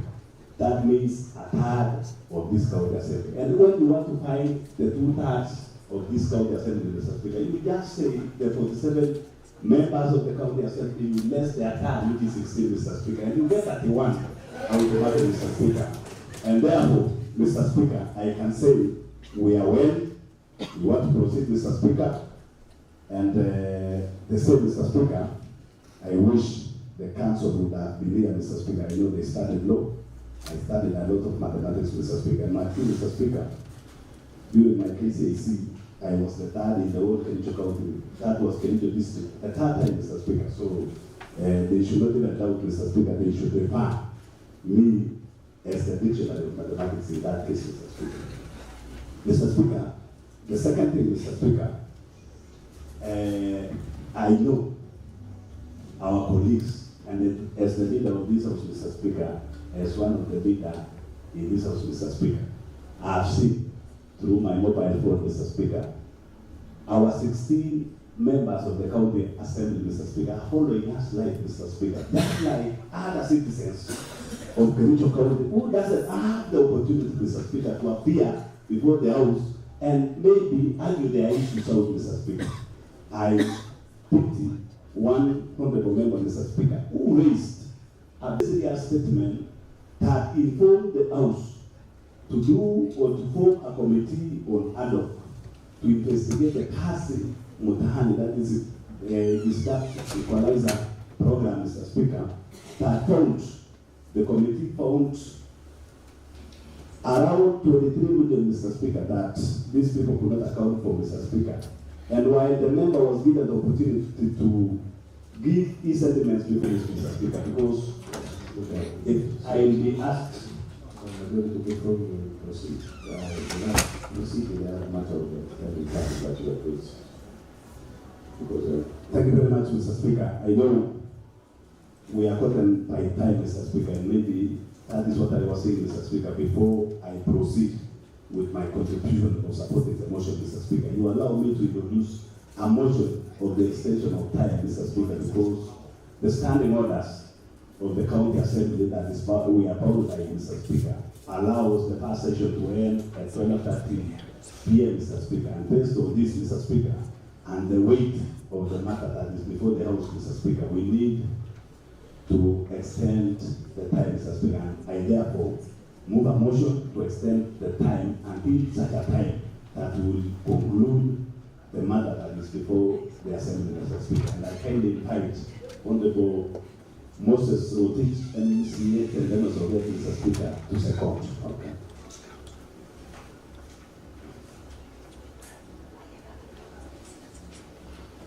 Thank you so much, Mr. Speaker. Considering the weighty matter that is before us, Mr. Speaker, motion of extension of sitting time of the Assembly, which is in line with our standing orders of motions, which we will move without notice. And I propose the question of course. I propose the question that this House the sitting that is morning sitting until the conclusion of the debate that is the motion that is before us. Yes.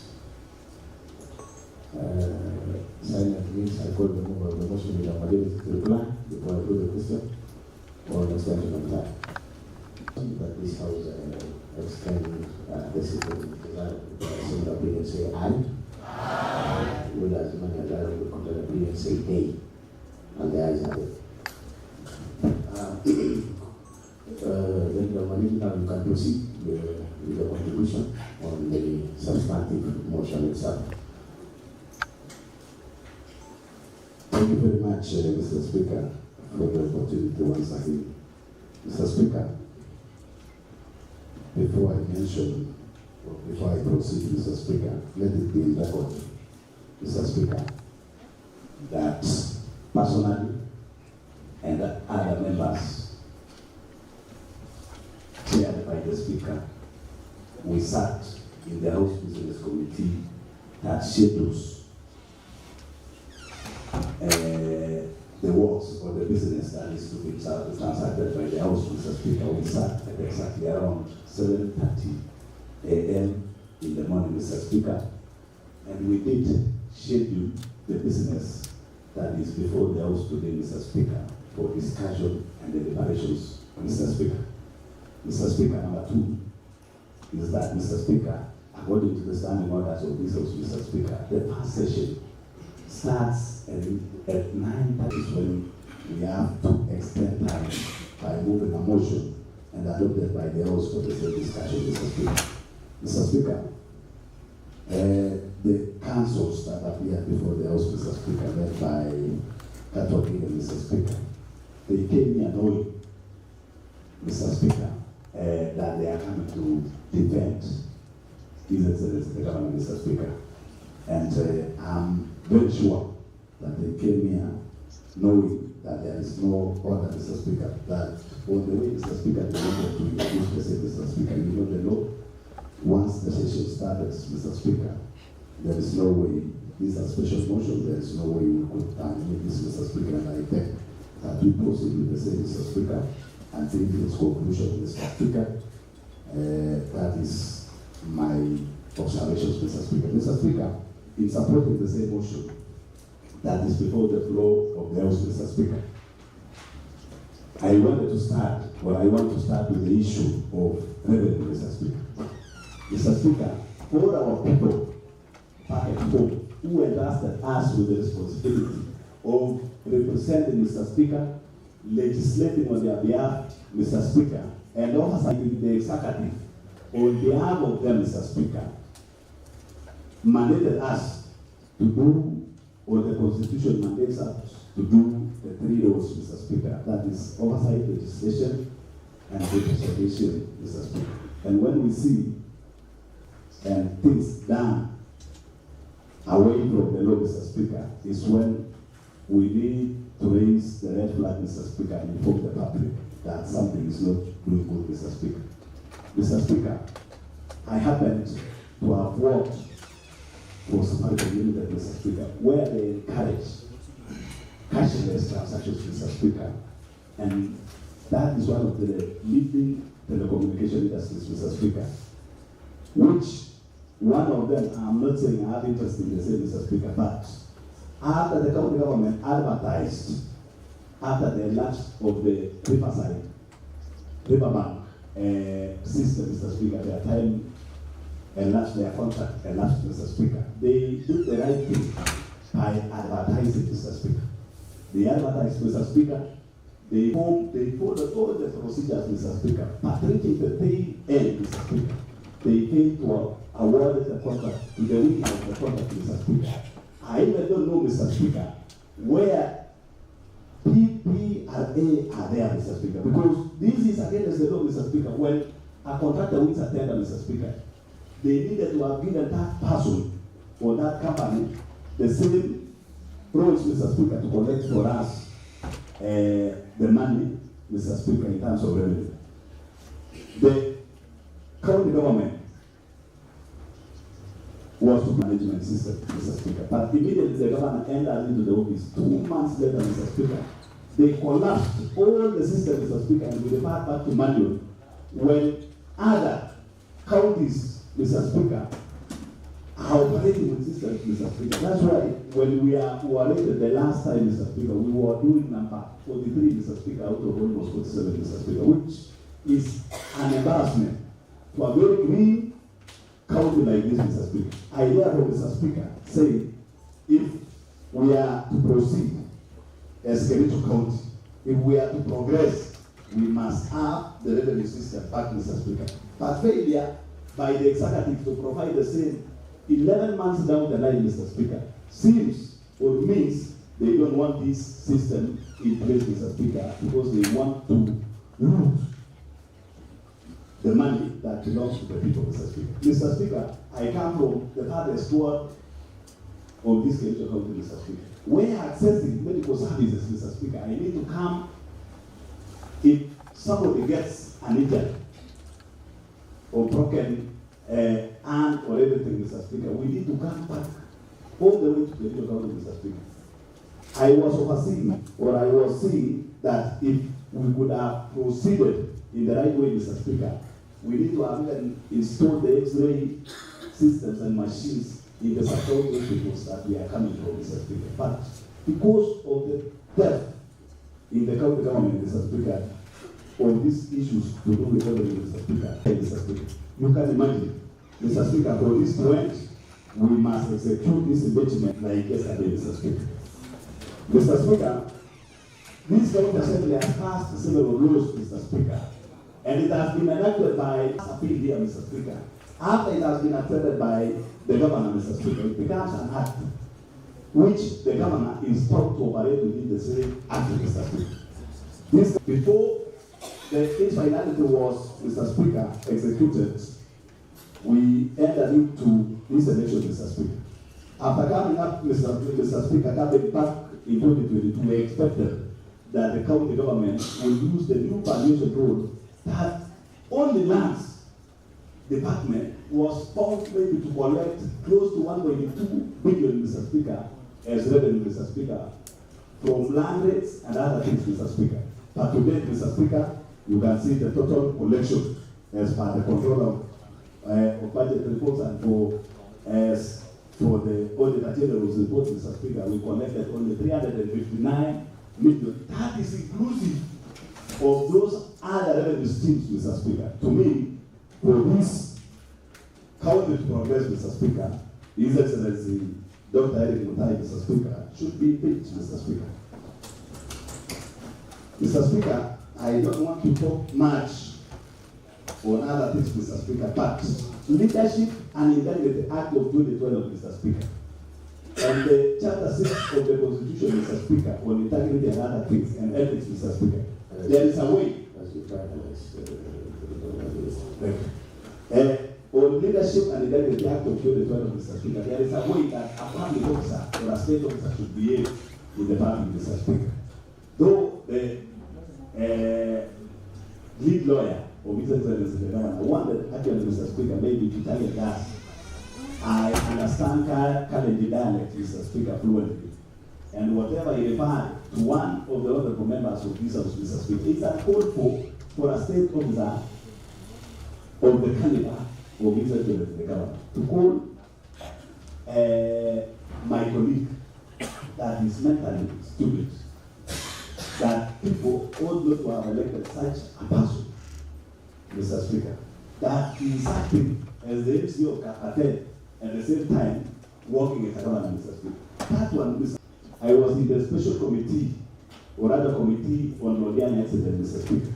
I felt so bad, Mr. Speaker, when the governor referred to us as a funeral committee, Mr. Speaker. Yes, I have sat in committees in my little home as a funeral committee, but for that case, Mr. Speaker, I sat as an honorable member in a committee, social committee formed to investigate the same issues of Lodian issues, Mr. Speaker. We recommend to His Excellency the Governor that people that was involved in the same death, Mr. Speaker. And Mr. Speaker, you see the way we lost money. I'm one of the persons I went maybe to Nakuru Beach Hospital, Mr. Speaker, and Honorable High Excellency Susan Kiga, Mr. Speaker, pronounced herself that no peace of the same because of the magnitude of that incident, Mr. Speaker.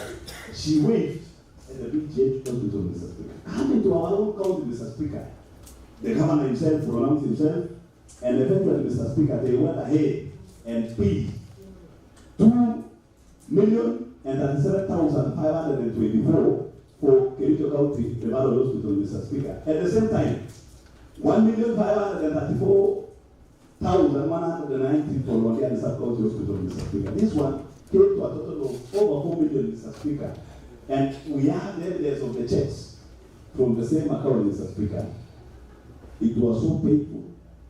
We saw people who got injured, Mr. Speaker. I know many who still today, Mr. Speaker, as an ambulance.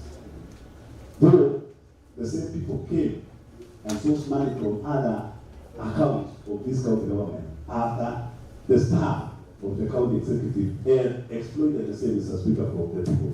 Mr. Speaker, for all this to progress, Mr. Speaker, you've had the report, Mr. Speaker. And when we were in primary, there was a book called Primary Science. I think it was standard 6 to 7, Mr. Speaker.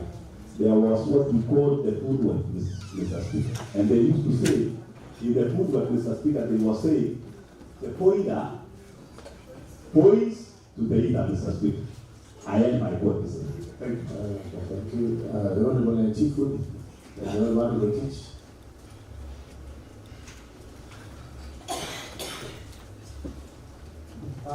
Thank you very much, Mr. Speaker. Mr. Speaker, I stand here to support the motion for the impeachment of Your Excellency Dr. Eric Mutai. Mr. Speaker, I can recall very well that in the year 2022, on September 9th, Mr. Speaker, I took a Bible to swear clearly that I will take the responsibility of this county seriously and to prevent anything that can actually hinder progress of our county. Mr. Speaker, I want to start very well that the move of the motion has put it very clear that there has been a lot of failures or actually interference causing to loss of several funds. Mr. Speaker, number one, I want to start by bringing to attention of our members that Kericho County Violation Law, Mr. Speaker, Act 2019, which I participated very well, Mr. Speaker, and this violation role, Mr. Speaker, ought to have given us 1.2 million. I want to say there has been a lot of money that has been collected, Mr. Speaker, and nothing has been forthcoming to our county. Besides, Mr. Speaker, that in the collection of our money, Mr. Speaker, I undertook myself personally as an MC representing the people of Kericho, Mr. Speaker. I want to say that very clearly, I undertook an exercise personally because there has been a lot of privileges over our county funds. Mr. Speaker, I one day took a gumboot, I took my jacket, I wore a cap, I went to collect market, Mr. Speaker, just to ascertain whether there has been a privileges in Kapele. Mr. Speaker, I want to put this word on record that I personally, Kapele market has been collecting, there has been remitting 2,000 shillings every Sunday, but they are collecting more than that, Mr. Speaker. The reason why I want to start to be counted, and I will remain very firm, Mr. Speaker, is to support that there should be no privileges in our homes. Mr. Speaker, I want to confirm that day, when I went there at about 11 a.m., Mr. Speaker, with the assistance of our county director, which was present, Mr. Speaker, the county revenue officers, Mr. Speaker, and my own young clerks, Mr. Speaker, because we wanted to know probably what are these ways that we have always been losing the funds, Mr. Speaker, as a day, and I want to confirm very clearly that exactly when I appeared there at 11 a.m., I stayed there up to 3 p.m. Mr. Speaker, I want to confirm before everybody and the media that, Mr. Speaker, at 3 p.m., we had collected 22,000, about 7 shillings on top. Mr. Speaker, we have been losing a lot of funds. And I want to confirm, this is very serious. If we don't stand very firm with members, with the Honorable Speaker, then we are doomed. And our people are always been asking us about where medicine, where there's no medicine in hospitals. Yeah, our hospitals are dry, and our people have been on earth every now and then, Mr. Speaker. I want to start to be counted that if I had gone there, Mr. Speaker, on that Sunday, if I had gone there at about 7 a.m. and out at about 4, I'm very sure that we were going to collect over 50,000 in that Sunday. So, Mr. Speaker, that is an example which I affirm myself. And we can confirm by downloading the press statements there in the revenue that we collected to the 2,000 and something on top. But we have been reaching 2,000 shillings. Mr. Speaker, I cannot sit down and watch the funds that are supposed to come back later and assist us build the roads, give us the medicine, assist our people build the dispensaries, build TBI centers, and everything that is going to be that is of good importance to our people. Mr. Speaker, I want to be counted, and I will stand very firm that at no point will I watch our money being misused, being in check, being taken away when there are no medicine around. Mr. Speaker, I am very serious with this, and I will not take any minute in backtracking what I have said. Number two, Mr. Speaker, I want also to quote that the other day we received a report from the Controller of Budget, that is 2023. Mr. Speaker, I want to bring to attention of members that when we received the report from Controller of Budget, it said that Kabiaga tea farm that is over 400 acres of tea. As we speak, Mr. Speaker, the money that you are supposed to be receiving as a county was not even reported. So definitely zero returns. So, Mr. Speaker, this is very serious. How can 400 acres of tea not even produce by a sheep? Which one are we? Mr. Speaker, we have tea. I have 2 acres of tea in my home. And I get a lot of money. How can 400 acres of tea not even give us a line item? You can imagine, Mr. Speaker, I was surprised that in the report, Kabiaga Tea Farm, even the line item itself, was not even given out. It is very shameful, Mr. Speaker. It wasn't captured. So where is the money for Kabiaga Tea Farm? Mr. Speaker, we need to call a spade. But not a big spoon. That's what I understand very fine. Lastly, Mr. Speaker, I want to confirm that among the people that generated the evaluation drone, it is called Kericho County Rating Act of 2019. In that year, I was among the members who sat in the last committee, in the last parliament. And I can confirm very clearly, and it's very, I'm going to be very lucky that, Mr. Speaker, I'm the only one who came back for the members who were there, that parliament. I want to confirm that when we sat, we prepared a comprehensive document that actually would have given this county over 1.2 billion. If we just sit down and watch what we call, there's nothing that has been enacted, there has been it's been existent, so not implementation. Mr. Speaker, if we are going to sit like this and see nothing being implemented, then we are losing a lot of money. You can imagine, Mr. Speaker, I can remember very well, like for the case of Homabay. Mr. Speaker, it's good to tell our people very clearly. Homabay doesn't grow tea. They can only do what we call fishing. That is in the lake.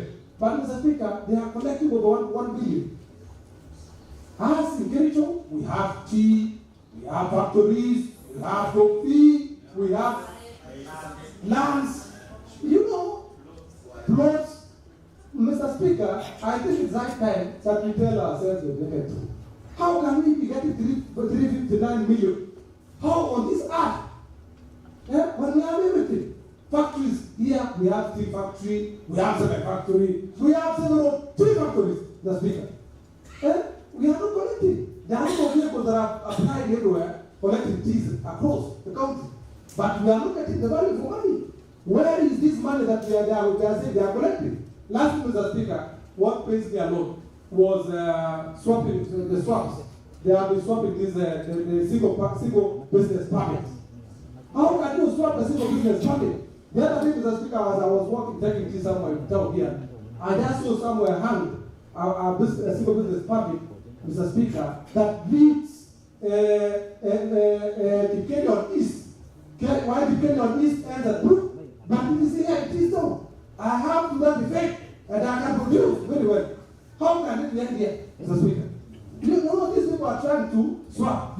Our Kericho, within the radius of Kericho town, usually stands at category A. So it's going to be very honest. And they are stands at category C. So they are taking money from the traders here, so that at least you see that they can swap and give them the cheaper, then of course pocket other money. So that one is not acceptable.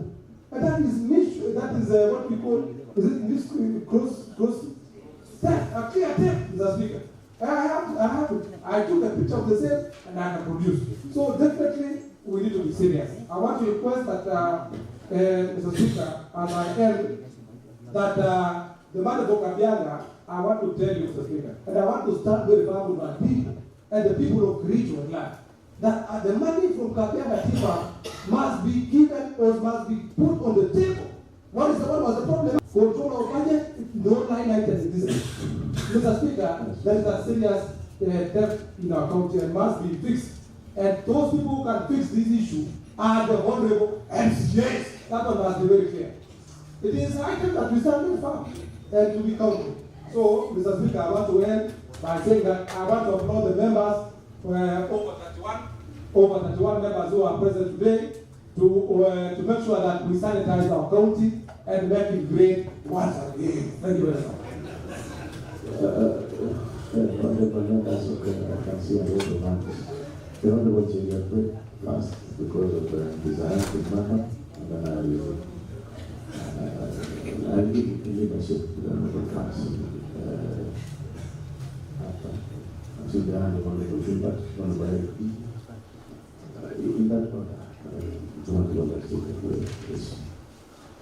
Thank you very much, Mr. Speaker, for giving me this opportunity, and of course, by extension, Mr. Speaker, the people in Moi who are still and now to the Honorable Minister will stand in for me, Mr. Speaker, for some other duties.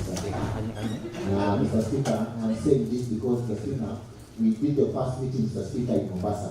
the county executive members and the county assembly members, Mr. Speaker.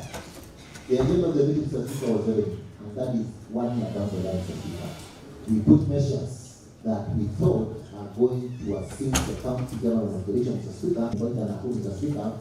We even asked the government that there were some officers that were taking this man, Mr. Speaker, but the government said, leave alone this guy. I am using this guy to do my dirty work. And that is a governor saying that he's using a county officer who is the former CS, Mr. Speaker, that we removed from office through an impeachment, Mr. Speaker, and I want to thank the mover of the motion for impeaching that CS, Mr. Speaker, because the governor said, I'm using that guy to do dirty politics, Mr. Speaker. Mr. Speaker, two, we had a meeting in exotic Korea, Mr. Speaker, trying to find a solution. If we don't collect that falls under the gender based and the honorable deputy majority leader, I know is going to take time there, Mr. Speaker, but he is not supposed to preside over. While we are saying this, Mr. Speaker, Article 179(4) of the Constitution, Mr. Speaker, reaffirms the governor's position as the chief executive officer, Mr. Speaker, of the county, Mr. Speaker, and therefore, Mr. Speaker, the law vests the primary responsibility for decision making and ensuring the well-being of the county government, Mr. Speaker, rests squarely with the government. Mr. Speaker, the reason why the government is being impeached, Mr. Speaker, is because the Article 179(4) of the Constitution, Mr. Speaker, that, position the government as the county executive. So, when the county executive officer, Mr. Speaker, for example, if we have issues in this county assembly, Mr. Speaker, I can assure you, you will never go for a junior staff. You will come to your neck. Because you are the executive officer of the county assembly of Kericho. So the government, Mr. Speaker, has failed several, Mr. Speaker. Mr. Speaker, what we discussed, we had the Lodiani accident, Mr. Speaker, where money were collected by the victims, Mr. Speaker. A fundraiser was done, Mr. Speaker, and the deputy president, Mr. Speaker, gave a donation of 2 million shillings, Mr. Speaker. But that donation was used the next day in a fundraiser that was in Kericho here and another place, Mr. Speaker. These are the money that is meant for the victims, Mr. Speaker, so that you know how it remain. We are fundraising for victims that lost their lives, 53 to be specific, Mr. Speaker, and others that lost their lives, Mr. Speaker. A whopping 13.something million, almost 14 million, Mr. Speaker, was collected to assist the family. The governor gave an assurance, Mr. Speaker, that there is no single victim that is going to pay for our hospitals, Mr. Speaker. I am privileged because I sat in that ad hoc committee that the governor later on referred to it, Mr. Speaker, as the funeral committee, Mr. Speaker.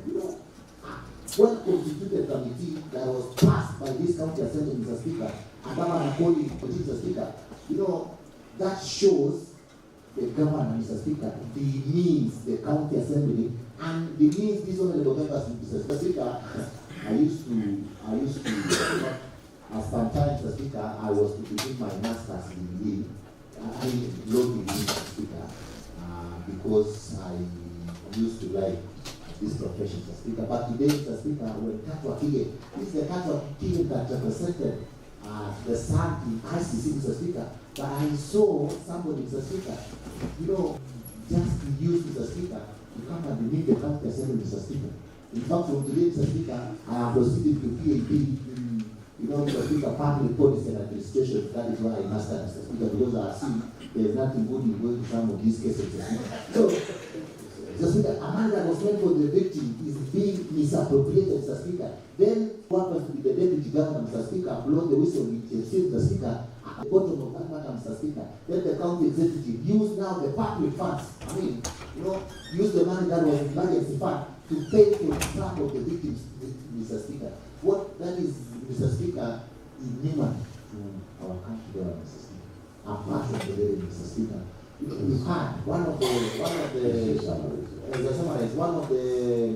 the junior staff, Mr. Speaker, said that the government needs 500% on their daily basis, Mr. Speaker. What county are we in, Mr. Speaker? And that is why these people, Mr. Speaker, they don't want to automate the revenue. Because once you automate the revenue, the issue, Mr. Speaker, of getting cash in your pocket, Mr. Speaker, will be a thing of the past. Once you automate this, Mr. Speaker, the only county in Kenya that still collect their revenue using manual, Mr. Speaker, and getting cash and using exercise books, Mr. Speaker, is Kericho County, Mr. Speaker. It is a shame. It is a county, Mr. Speaker, that is the door with resources. If they cannot declare a single cent in Kabianga tea farm, a farm that has 400 acres of tea, Mr. Speaker. Personally, in my place, I have 5 acres of tea, Mr. Speaker, and I can give you the figures because you are waiting for orders, Mr. Speaker. I have 14,000 and some, 14,617 kilos, Mr. Speaker. And that is a 5-acre piece of ground when, because I'm in politics. Sometimes members of the party will go to my farm, and get the trees, to timber and centers, Mr. Speaker, and I don't do anything because they are saying this, then I'm getting almost that kind of credit. I can get a different, Mr. Speaker, with the county machinery collecting me, Mr. Speaker. And as I wind up, Mr. Speaker, I am going to market, Mr. Speaker. They are declaring foreign nations market. You remember, Mr. Speaker, there was a statement that was raised by the Honorable Market, Mr. Speaker, and with all due respect, Mr. Speaker, I want to ask the Honorable members. The only place, and in fact, the Honorable Kericho, Mr. Speaker, who is, I think, is vying for some bigger seat, Mr. Speaker, this is the only place that you can come here, Mr. Speaker, and the Honorable Ponchi, I'm sorry, Mr. Speaker. Mr. Speaker, this is the 16 members of the county assembly are ashamed of this county, Mr. Speaker. You cannot, Mr. Speaker, be taken, Mr. Speaker, hostage. I understand there is an island in Uganda, Mr. Speaker, called Musik Island. An elected member, Mr. Speaker, leave alone the nominated, and I want to applaud the nominated FCA to this court, Mr. Speaker. You can take an elected member, Mr. Speaker, to an island in Uganda, Mr. Speaker, so that they don't appear before the county assembly to speak on behalf of the people, Mr. Speaker. That is shame, Mr. Speaker. In fact, Mr. Speaker, I have stayed in this county assembly long enough, Mr. Speaker. And they are spending the same level that you are trying to get the results here in an island in Mr. Speaker. Another one called Matthew. Mr. Speaker, we were in a field with Mr. Speaker. He's saying a palliative awards to these honorable members, Mr. Speaker. He raised the Kasim Mutahani statement, and that is why a committee was formed with Mr. Speaker. And he is now using the island. He's the one passing these honorable members. But I want to tell you, Mr. Speaker, as I wind up, they have a date to destiny, Mr. Speaker. We want to tell you, Mr. Speaker, we will never allow this county to go to the doors, Mr. Speaker. Yes. We will send the chief executive officer of this county, Mr. Speaker, but I want to assure you, Mr. Speaker, even those CECs that are running down, up and down, Mr. Speaker, trying to look for these honorable members, Mr. Speaker, even if they do demonstration from morning to evening, Mr. Speaker, we will never tire. Mr. Speaker, we want to assure you, we are prepared to work this year, Mr. Speaker, and I hope the senators, once we pass, and I want to warn the honorable members, when the history of the third county assembly will be written, Mr. Speaker, you will have a chapter or two. As those FCAs who stood with the people when the people needed the most, Mr. Speaker. Yes. We are on the right side of issue. When we got to impeachment motion of 2014, that was moved by Alma, Mr. Speaker, as I went there. He was the CC charge of finance, Mr. Speaker. When the motion was moved to poster Professor Chekwan, Mr. Speaker, when Chekwan came back, Mr. Speaker, things now went straight forward, Mr. Speaker. So we want to tell the members here, Mr. Speaker, that we are not going to tire. In fact, we are going, Mr. Speaker, we will be bringing impeachment. Before the people in Amo sent me home, Mr. Speaker, because of some 1, 2, 3 things that I never completed because there is no county resources, Mr. Speaker, I will send someone home so that he waits for me at home in 2027. I will not allow, Mr. Speaker. So as I want, Mr. Speaker, allow me to thank these gallant soldiers, Mr. Speaker, and ladies, for standing on behalf of the people of the region. Never be bound, Mr. Speaker. Honorable One, this is your constitutional mandate of doing oversight, Mr. Speaker. So never tire trying to correct the county assembly, Mr. Speaker. We will call them by their names. So the members of the county assembly who decided to go and joyride in an island in Uganda, Mr. Speaker, including the honorable members from the 2 honorable members of Mainamo, Mr. Speaker. I don't even speak about the honorable Ishmael and honorable Noella, because these are nominated MCA who has no interest in the region of Mr. Speaker. And this is the same person, Mr. Speaker, who nominated. How can you nominate someone who does not have have interest in your county, Mr. Speaker. When matters like these are being discussed, Mr. Speaker, they are regarding in Uganda, Mr. Speaker. Then we gas that along the roadside, Mr. Speaker, is even, Mr. Speaker, dangerous, Mr. Speaker. How can you set up a gas station along an island, Mr. Speaker? When you ask about the oil, Mr. Speaker, where does he live? Where is his land? Apart from living in some of these rented houses. So we make a statement as the leaders of this country, Mr. Speaker, that next time a nomination is being done, we need to look at someone who hails from this county. Even if you come from a minority, you need to have land. So that when we are discussing about the issues affecting the deep cities of the region, Mr. Speaker, at least you feel how does Noenda from Siaya feel the beat of these people, these governments. Mr. Speaker, as I finish on behalf of the people of Inamoi, Mr. Speaker, I want to support the mover of the motion. I support the motion and the Applications made by the motion mover. Mr. Speaker, I sat in a revenue committee where we were analyzing the sources of revenue, and why are we not meeting the targets, Mr. Speaker, sir? And Mr. Speaker, I know you are the head of this assembly, and whatever the staffs are doing in this assembly, you are vicariously liable as far as the law is concerned. Mr. Speaker, whatever happening in this Department of Finance, where revenue is being embezzled left, right, and center, Mr. Speaker, is really wanting in this county, Mr. Speaker. And Mr. Speaker, the reason as why I really face it to be wanting is that Mr. Speaker will not meet the revenue targets, and eventually it will really make us not to work on development issue in our wards, Mr. Speaker. The sole reason, Mr. Speaker, why we are in this assembly is to work for our people, to take the projects home for our people, Mr. Speaker, sir.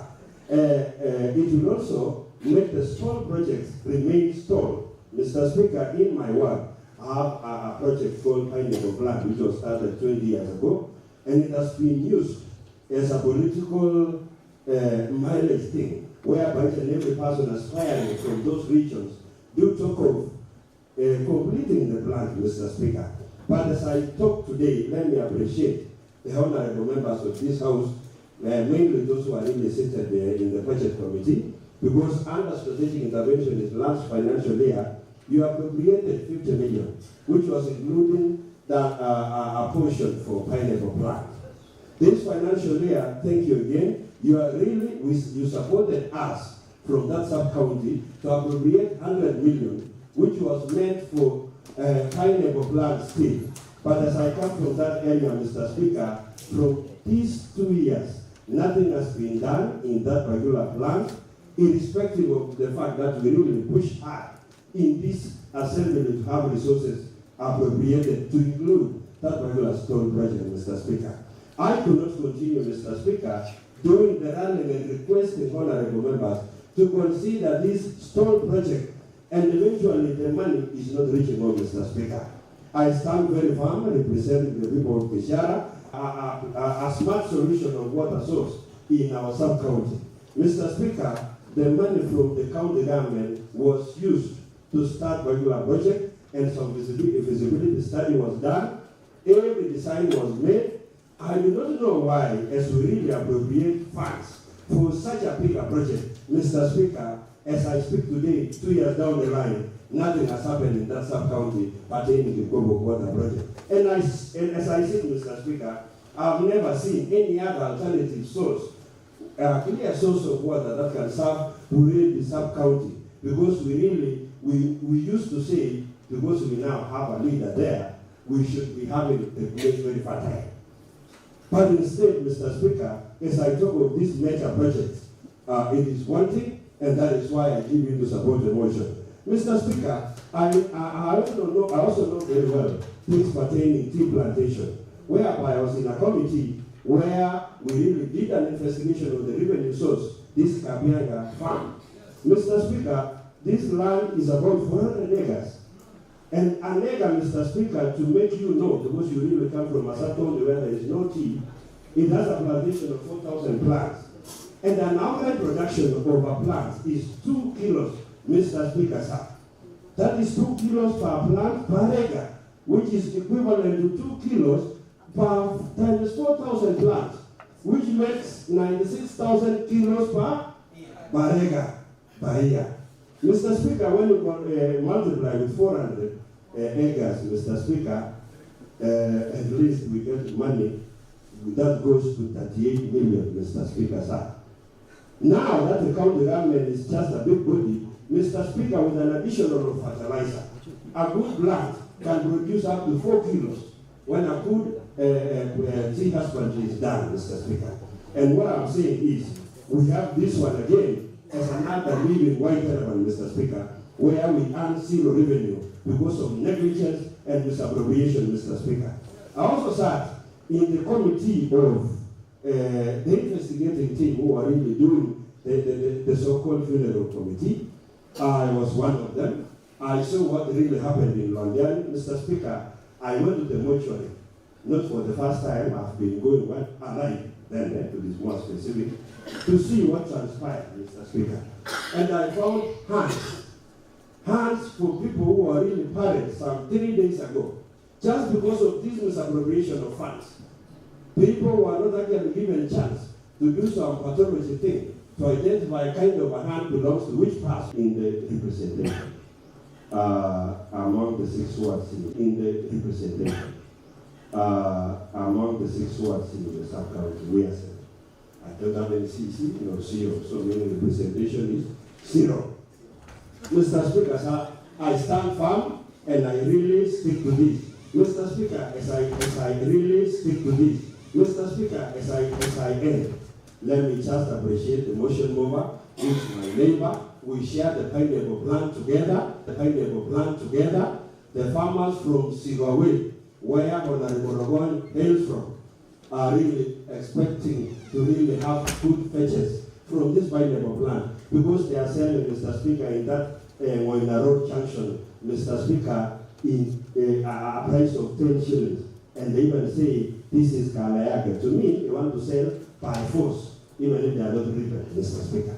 So, Honorable Motion Mover, Rogoy, I support this motion.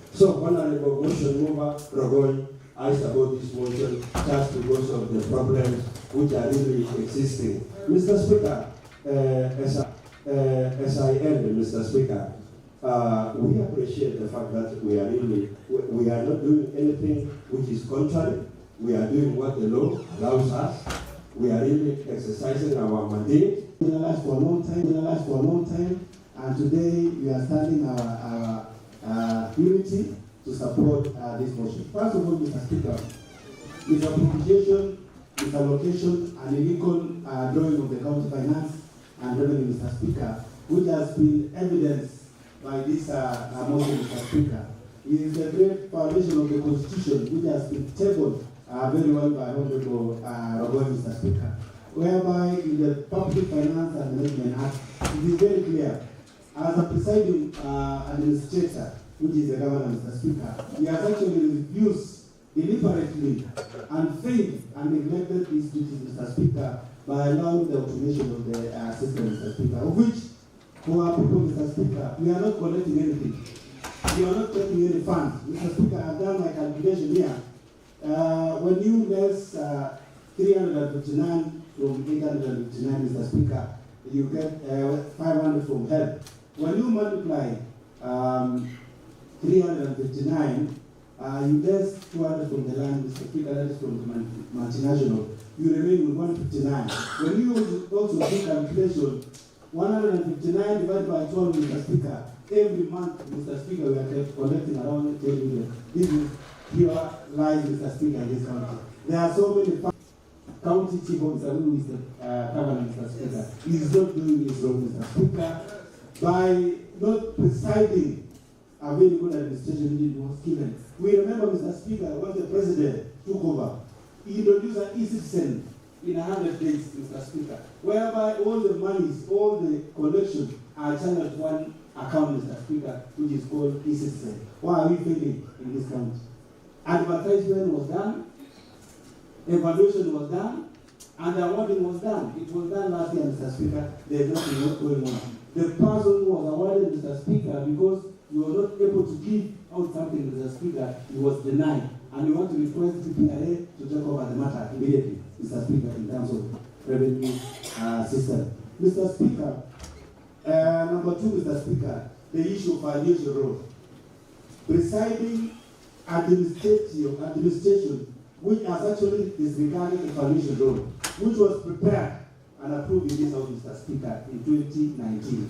That means, Mr. Speaker, the person who is leading this county is not looking at the issues which is being passed by this Honorable House, Mr. Speaker. I want to believe that, Mr. Speaker, when a child is born, and when you observe for 3 to 9 months, Mr. Speaker, when you check on the standard growth, there is what is called standard growth.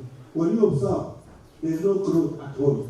You have to take that child for specialized medication. That is what you are doing right now, Mr. Speaker. We are putting in a specialized medication in this county, for this county to survive, Mr. Speaker. For our people whom we represent to get jobs.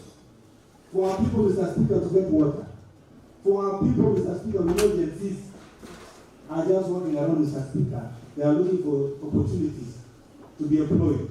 But, Mr. Speaker, in our county, they are being told there is no job. Yet, one person, 2 people are hitting our money, Mr. Speaker. That is wrong, and we want to make this thing right, Mr. Speaker. And lastly, Mr. Speaker, because I don't want to take much time, there is the issue of misappropriation of public rent funds, which was overseen by the government, Mr. Speaker. For the Londiani victim, I'm one of the members who sat in the ADO committee as a vice chair, Mr. Speaker.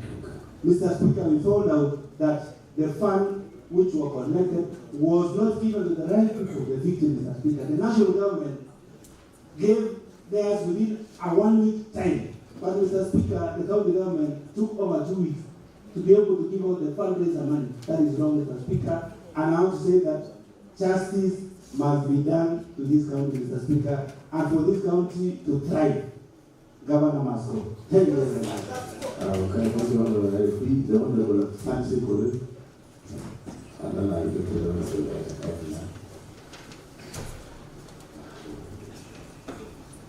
Thank you, Mr. Speaker, sir, for giving me this chance. And I rise to support the motion by Honorable Rogon that we must impeach the CEO of this county. Mr. Speaker, sir, I'm one of the committee on revenue streams collection, and we've gone around all the markets, Mr. Speaker, sir, talking to our women, the good women who are selling burgers, and for sure these women are giving out their small contribution, but they are not reaching wherever they are supposed to be. They are being rained on, there are no toilets, and we are continuing to squander their money. Mr. Speaker, sir, this is very wrong. To my first point, the gender bill which I've been really saying in this honorable house that we must have, and I continue saying that we must have this gender bill because in our offices, Mr. Speaker, sir, we have the sexual advances, which in every time and again there is a complaint which has been filed against the office of the governor, and this office forms basis of consideration of removal of office because this is an abuse of office. Mr. Speaker, sir, this is an exploitation of the highest order. This is an abuse of office. Mr. Speaker, sir, the other day we lost one small young girl called Tamara. She was defiled, strangled, and thrown out to the rivers. And up to date, Mr. Speaker, sir, no one in the governor's office has ever even condemned the act, Mr. Speaker, sir. No one has even followed the perpetrator to be in jail, Mr. Speaker, sir. This really gives me a lot of pain because I was nominated as the gender topper and I must stand with the daughters of Kericho County, and we must condemn all this, Mr. Speaker, sir. Mr. Speaker, sir, this Kericho County, we have a lot of gender-based violence, teenage pregnancies, defilement cases, FGM, and other sexual abuses. Mr. Speaker, sir, in our offices, I'm saying the gender bill because we must enact this bill. And this lies in executive offices, and we are waiting for it because one of the policies which we must have in these offices is the sexual harassment policy. I want to go back to the revenue, Mr. Speaker, sir. We went to Kabianga, Tifam, the laborers are not getting salary, Mr. Speaker, sir. This is another abuse of office, Mr. Speaker, sir. Mr. Speaker, sir, this, our hospitals here, where our mothers are going to give birth. This one, when I want to speak about it, it's really pains me a lot because, Mr. Speaker, sir, a bed is being shared by 3 women who has given birth. Mr. Speaker, sir, this is very wrong. Our women are suffering in this Kericho County because someone is wandering and really taking our revenue to other businesses which does not touch the lives of these women and men of Kericho County. Mr. Speaker, sir, this is so bad, and I must stand with this motion and support the removal of the governor of Kericho County. Mr. Speaker, sir, I must stand with these members who are in here because we've really supported one another because we need sanity in Kericho County. We really need progress in Kericho County. We must stand with these members up to the last moment. Mr. Speaker, sir, I support the removal of Dr. Mutai in his office. Thank you, Mr. Speaker, sir. God bless you, the members who are in here, because we stood for the rights of these Kericho people, and they will count in the near future that you say the truth. Thank you, Mr. Speaker, sir. God bless Kericho County. Thank you, the Honorable. Thank you, the Honorable Attorney.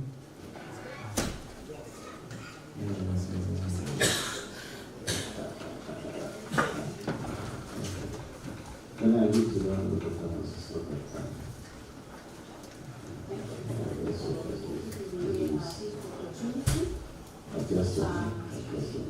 We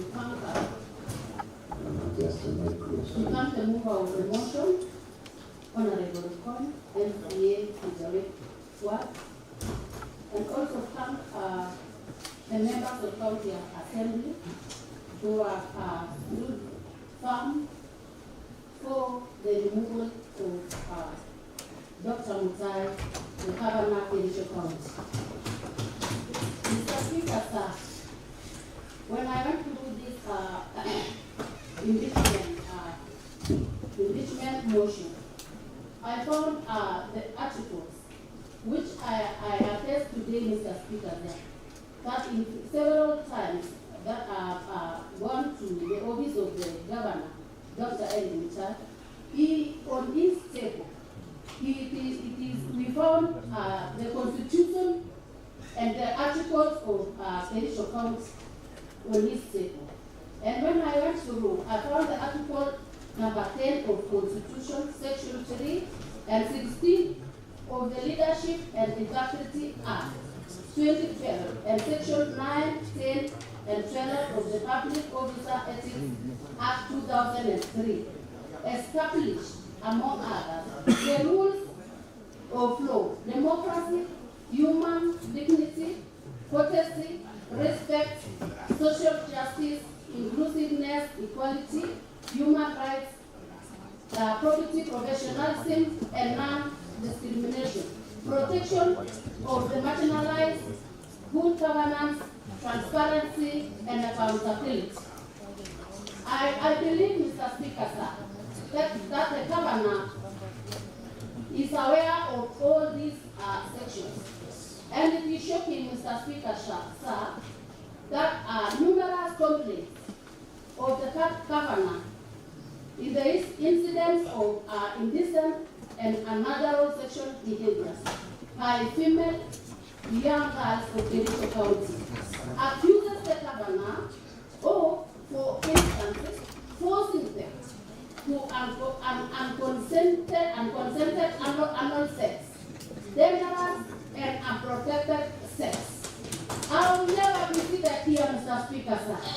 When I was given a position by the people and women of Kericho County, watching our ladies, young girls, being misled in the interest of seeking for jobs. I know they have been visiting the government, seeking for jobs, Mr. Speaker, sir. But the governor has been taking advantage of these young girls and women that they should have sex before they Mr. Speaker, sir, I was given a nomination from the county of Belgut, the county of Belgut, Iowa. And my name is Edna Twamu. Mr. Speaker, sir, today I stand here, people of Kericho County, to stop the development cases. Instead, Mr. Speaker, sir, the governor would be financing funds to stop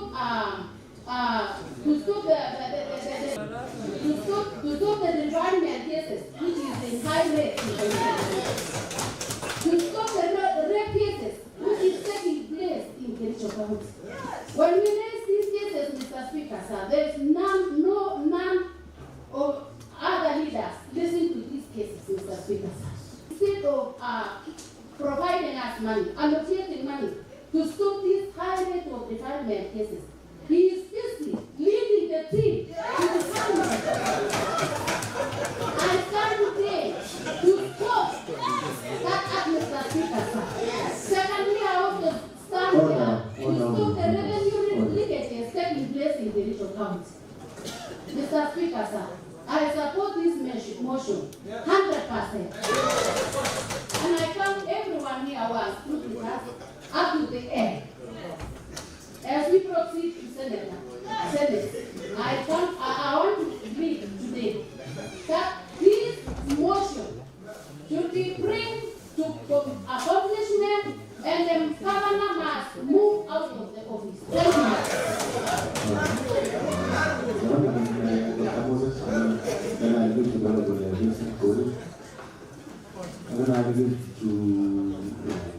Thank Thank you so much, Mr. Speaker, for giving me this opportunity to speak to this matter. I stand here, Mr. Speaker, for support. Let's control the logos as we finalize on the moment. I stand here, Mr. Speaker, to support this motion in totality. If there is a day, Mr. Speaker, that this House has taken what is right against what is popular, Mr. Speaker, is today. Thank you so much, Mr. Speaker. I support this motion in totality.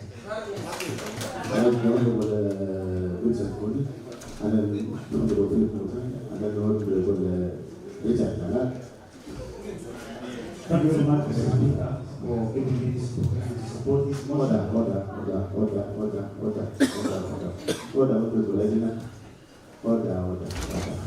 Thank you very much, Mr. Speaker, for giving me to support this motion. And Mr. Speaker, sir, I would like to say that our role as members of this House is to do representation, oversight, and legislation. When you gave all the communication in the morning, I was surprised, Mr. Speaker, to see that a third of the members here ran away from this House instead of sitting here to defend or be for the motion. And it's shameful enough to have such kind of members. We took all the office to defend and protect the Constitution. Mr. Speaker, sir, when you look at the revenue collection, which is mentioned in the motion, we as Kericho County, we are counted as one of the richest counties. And we should be above 1.5 billion in terms of revenue. But surprisingly, we are raising 300 million. The other 500 million that we are raising is only from the patients and sick people of Kericho County. And for this reason, we are not going to continue riding on the sick people, on the sick people of our county. Mr. Speaker, sir, the issues that have been highlighted in terms of the gas mutahari, in terms of the revenue collection. For example, look at Londian. I want to prosecute the issues of my ward, that's Londian ward. We have 880 acres, but in our budget estimates, it was projected that 67,000 was collected. While in the real sense, 2.8 billion was collected, meaning there is loss of revenue. Mr. Speaker, sir, when we talk of the issue of Londian accident, actually, it is so emotional to me and members coming from that county, because we have victims who actually suffer a lot, and they are still suffering up to now. When the money from the national government was given out, it was shared equally and was not spent on any other thing apart from the victims. But the money that came from the county government was instead spent by kangaroo courts, kangaroo procurement team that misused the money. And for this case, on my side, I stand firm to defend the people of Londiani and say we must send the CEO of this county for misappropriation of victims for Londiani what? For Londiani accident. And I stand with these members to say I support the motion. Thank you very much. The Honorable Peter Kimon, and then I'll give to the Honorable Peter Kimon, and then Honorable Richard, and then Honorable Philip Mutai, and then we can close from there. Thank you, Honorable Speaker, sir. I want to stand in support of this motion of the removal of His Excellency Dr. Kericho. All have been mentioned, Mr. Speaker, sir. The only challenging issue is that one of the MCAs where the governor is coming from is in public domain, is in social media, that His Excellency has been hiding some resources through her, so that which means our revenue collection has been hiding in one of the MCAs where the governor is coming from. Your Excellency, sir, Mr. Speaker, sir, I want to say that Honorable Amos Philip was elected by people of Kakatet. When His Excellency went to his place and pronounced himself that honorable member is mentally blind and is also stupid, and the same people casted their votes to His Excellency, which means is demeaning his honorable MCAs. I want to urge that respect is paramount, Your Excellency, Mr. Speaker, sir.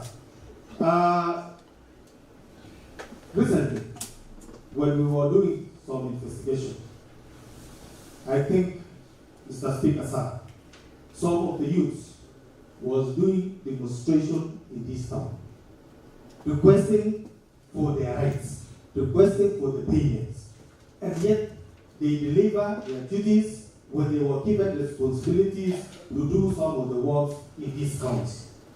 Instead of paying them, some of the individuals, some of the officers in this county went with their monies, and we are advocating that this county should pay for our youths who deliver their duties in this county. They are requesting for payment for 17 days, which was not paid for. And when we were sitting in the budget, it proves that the money was removed and paid all these youths. Where did the money went? And it was budgeted for. So we are demanding for their rights. Thank you, Mr. Speaker. Thank you so much, Honorable Richard Lanat, the member of Congress and the floor. Now, let us limit ourselves. Thank you very much, Mr. Speaker, sir. I rise to support the motion. Mr. Speaker, sir, our county is going directly to the dogs, Mr. Speaker, sir. For the county to be returned back to the normal setup, Mr. Speaker, sir, the governor must be impeached. To redeem the past name of this county, Mr. Speaker, sir, the governor must be impeached. To have an equitable resources, Mr. Speaker, sir, among our works, Mr. Speaker, sir, the governor must be impeached. Mr. Speaker, sir, I can say our speaker, our governor is alive. Mr. Speaker, sir, I can cite an example, Mr. Speaker, sir, when our governor came to my ward, he just picked a very poor woman of almost 50 years and brought me that he should be employed, Mr. Speaker, sir. Today, Mr. Speaker, sir, the woman is coming to my home, Mr. Speaker, sir, trying asking where her employment is, Mr. Speaker, sir.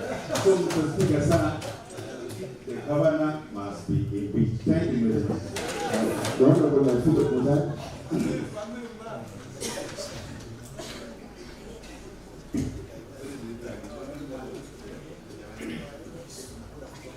Thank you, Mr. Speaker, sir, for this opportunity. Order. Yes, proceed. Thank you, Mr. Speaker, for giving me this opportunity. And by extension, the great people of the we presented with a lot of honesty. Mr. Speaker, sir, I stand in totality to support the motion. And I just want to congratulate the mover of the motion for standing firm and putting it clear, short and clear, the allegations that are before this House on issues of impeaching the Honorable Governor. Mr. Speaker, sir, on the issue of revenue, just imagine, Mr. Speaker, sir, this century, collecting revenue using an excise book is at least expressing this revenue collection in this county is at the docks. I want to say, Mr. Speaker, sir, that we are robbing our traders across the county in our markets. Where the move of the motion comes from, that is Kericho, one of the biggest markets within the town, within the county. Most of the traders have been crying about the amenities. So that they refuse even to pay the revenue just because we steal from them and not even providing the amenities to them. Mr. Speaker, sir, still on the revenue, I know, I want to be on record, I know of 2 revenue officers who have been collecting money to their personal advantage. In fact, 2 of them have been married. Each and every year they have been adding wife to their name. Lastly, Mr. Speaker, the one-third of our honorable members who miss this opportunity to come and exercise their constitutional mandate, I want to tell their residents that time is not lost. They can still recall them. And I want to be on record. On this, the following words. Kapugerwe, Chai word, Soin word, Kapsoin word, Kunyak word, Cheblanket word, Sitayin word, Chemasot word, Edosonic word, Sijewer word, Kapiaka word. Let those people exercise their mandate and recall this on the report. Because it is a total injustice to these people. So I just want to, lastly, congratulate my 31 strong team that we have done firm with this great county of Kericho to at least give them favor they deserve. I raise my case by saying I support the impeachment of this excellency, Honorable Dr. El Mutai, to go home. Thank you, the Honorable Amos Puri, and then I'll finally do to the Honorable Puri. That is the last submission. Yes. So just a mic, they will proceed. Thank you, Honorable Speaker, for considering Order. Let's consult the voters. Thank you, Honorable Speaker, for giving me this chance so that I can contribute to support the motion which was made by Honorable Roy and seconded by Alpha. Actually, I want to congratulate the mover of the motion and honorable member for standing firm, who was sent here to represent the people. And it is really a shameful for some honorable members to move out of this house. Instead of defending the people, they run away. They run away. Which shows those people are getting something. That is why they are running away. You know when somebody is getting something, he has nothing to say because all the time is satisfied with what we have been given. So I want to thank honorable members. Actually, our governor already has failed. I am somebody very hot. I represent the great people of Kapate. Yes. And I was elected. Yes. I think those people, they are already satisfied that I am normal. Yes. That is why I was competing with 17 aspirants. Yes. And I was the only one who was honored by the people. And I am really surprised when honorable governor, as he went to Kapate and accused me, saying that I am blind and I am a deaf and I am a stupid. Which means those people of Kapate are stupid, not me. Honorable Mutai was elected by the people of Kapate and he is respected. And I am really surprised when an honorable, somebody who was called Dr. Eric Mutai, he has another education. Because of that, he's complaining that how can I work with people who never went to school? What shows that he went to school?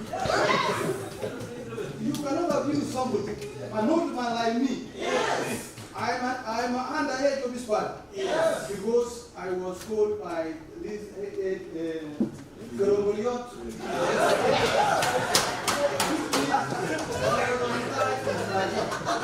need to respect me. When I'm old, you need to show respect to me. From that, even I never went to school, you need to show me respect. So he was sent by our people to come and to defend them, to defend their properties. And it is really very smart for some few people to steal the properties of Kericho. I want to thank these people, 31 members, who have seen that our county is we are losing a lot. Otherwise, honorable members, let us defend this only because the governor has failed. You better go and look another. You better go and look another job to go and do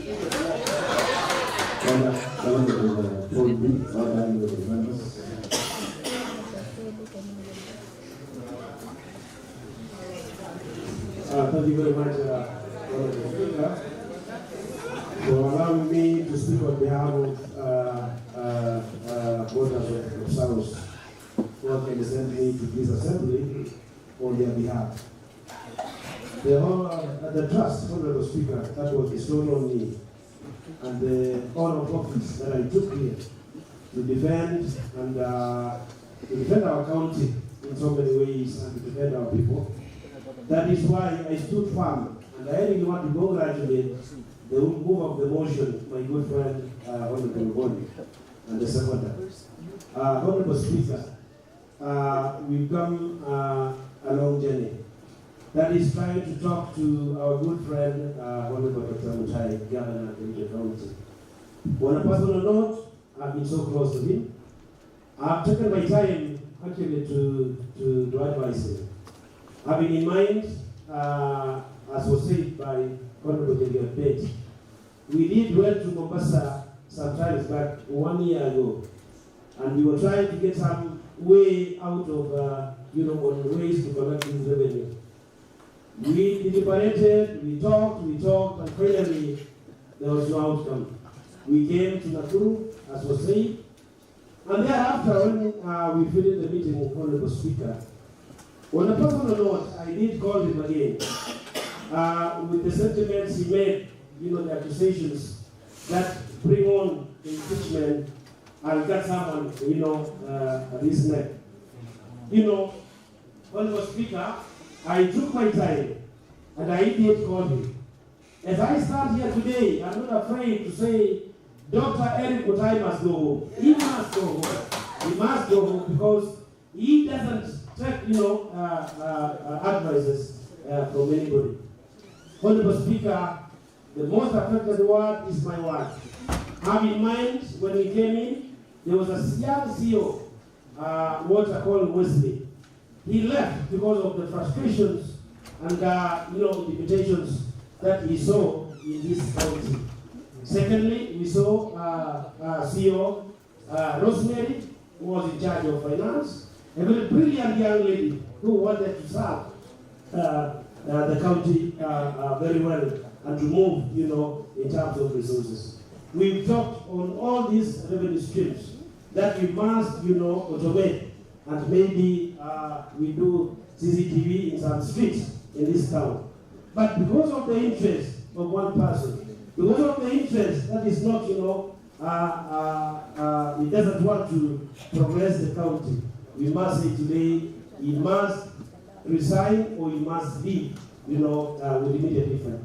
Honorable Speaker, I understand, there's a lot of movements in those offices because some staff are being moved left and right. Those are the kind of frustrations we would not like to see. Honorable Speaker, I was a chair, Cousin Tane. Have in mind, when we formed the ad hoc committee on Cousin Tane, I was a chair, and we made some observations, about 21 of them. We made some recommendations, about 24 of them. To date, no implementation, to show that he doesn't respect this honorable house. So I want to support my colleagues and to congratulate these colored soldiers who stood firm and say, we must protect our county to progress. We must protect our resources. When we talk of Kabianga Tifan, Honorable Speaker, I was the chair of finance way back in 2007 when I was a councillor. And the profits from Kabianga Tifan, my colleagues, we used to pay bursaries for our children. Today, as we sit here, we get nothing from Kabianga Tifan. To show the man who is in the lead is not giving us one. And we must say, he must be in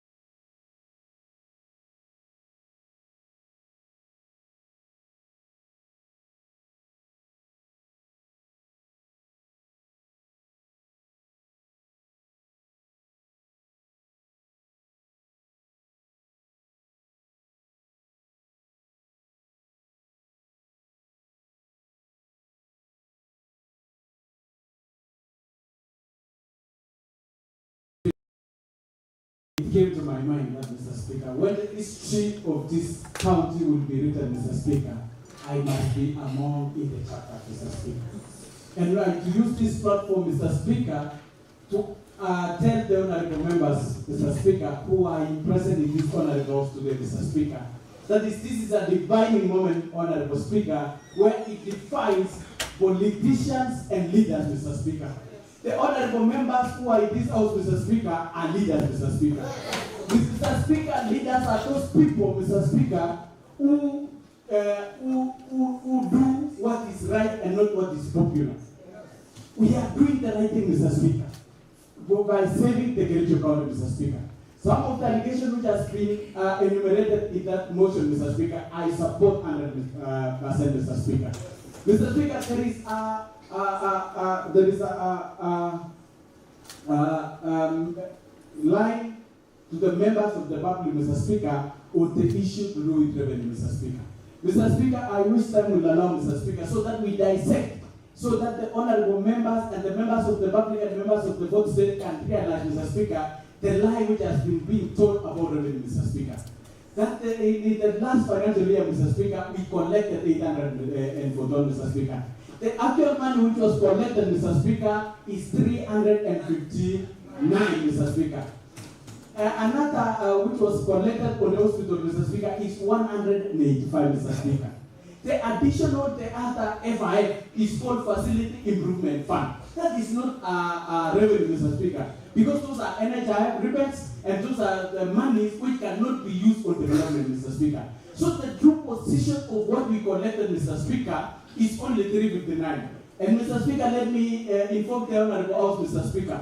Out of the 359 million which was collected, Mr. Speaker, were it not for the multinational who gave us a check of 105 million for land, Mr. Speaker, we will have collected merely 100 something, Mr. Speaker.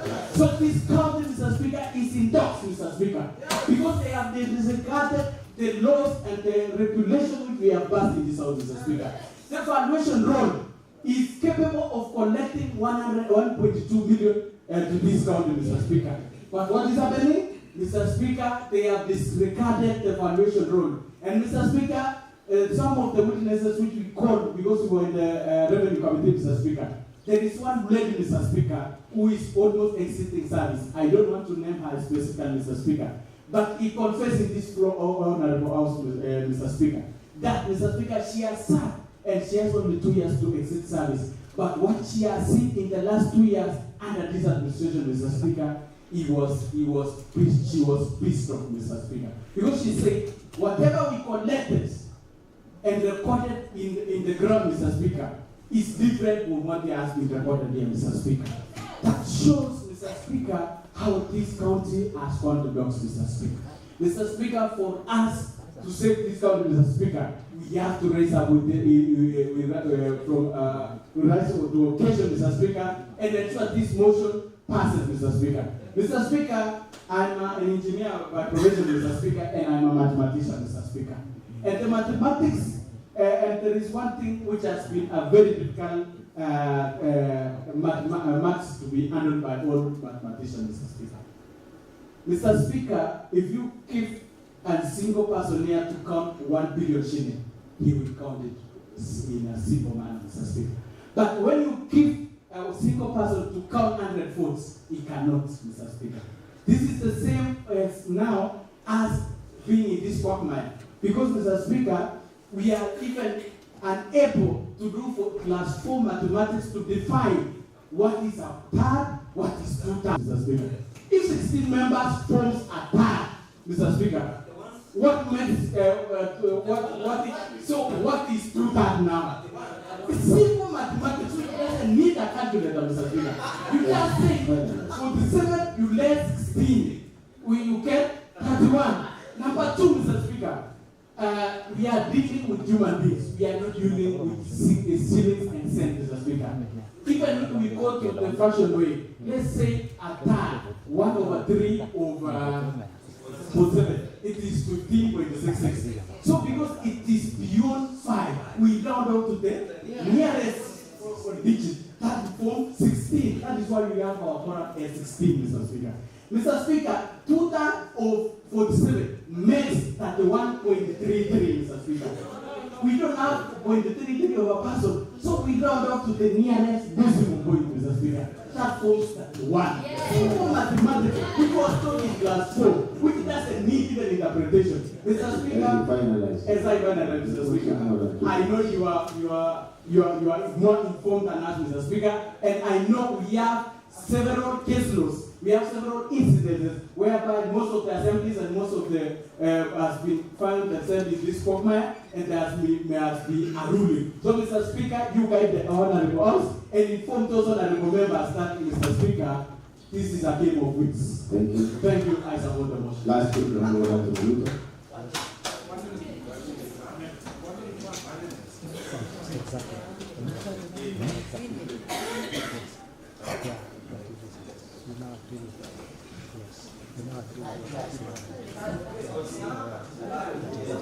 I thank you, Honorable Speaker Sir, for giving me this opportunity so that I may also support this very important motion. Yes.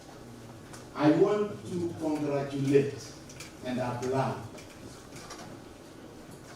the 21 honorable members. 31. I'm sorry. 31 honorable members who chose to take a very hard decision. Honorable members, Honorable Speaker, sir, a good leader shows the way and walks the way. And it comes a time when a good leader has to make hard decisions. It is at this particular time where we are required to make hard decisions. I want to congratulate you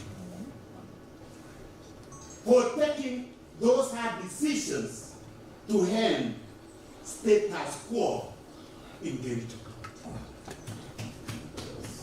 It is common sense that Kericho County is among 47 counties in Kenya. But it is among those ones that are endowed with a lot of resources. It is very unfortunate. It is shameful for counties like Homa Bay, Wajir, Turkana, collecting over 1.something billion in terms of their own source of revenue. Kericho is doing at 300 to 100. Very unfortunate. Very unfortunate. Honorable Speaker, sir, I was a teacher for a long time. And when a school performs poorly, the head teacher takes the responsibility. When an institution performs poorly, it is the head teacher that takes the responsibility. Kericho County is performing poorly. The person who is supposed to take responsibility is the governor, Dr. Eric Mutai. Honorable Speaker, sir, for instance, in Kericho, we have 30 acres of coffee. Before the inception of the whole unit, it was under the Kericho Town Council. We used to collect 5 million and above. As we are speaking now, we are not even getting 1 million in that coffee farm. It's even mathematics. 1 acre has 30 bushes.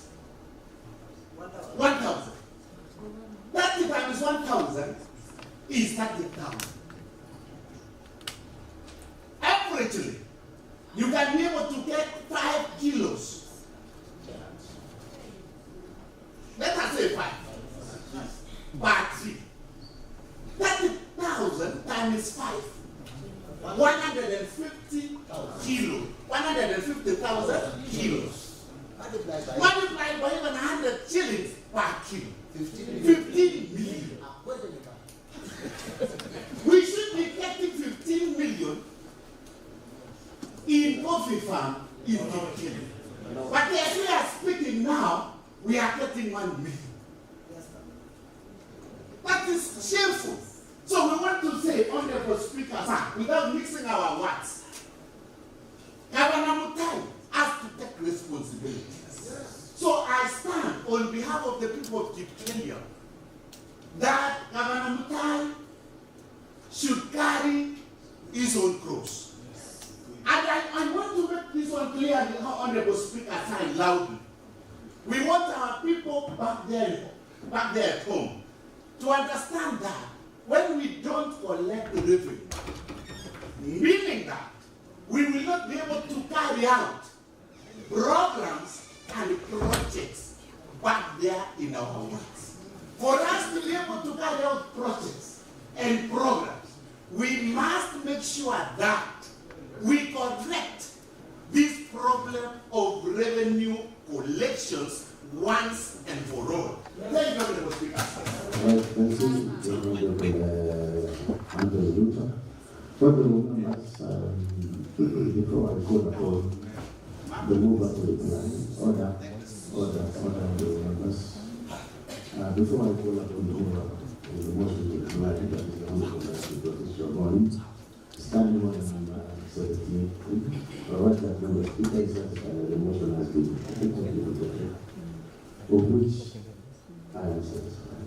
The speaker shall call upon the person who is being removed from office to answer issues raised in the debate, and thereafter call upon the mover of the motion to reply. Honorable members, as you are also aware that His Excellency the Governor, Dr.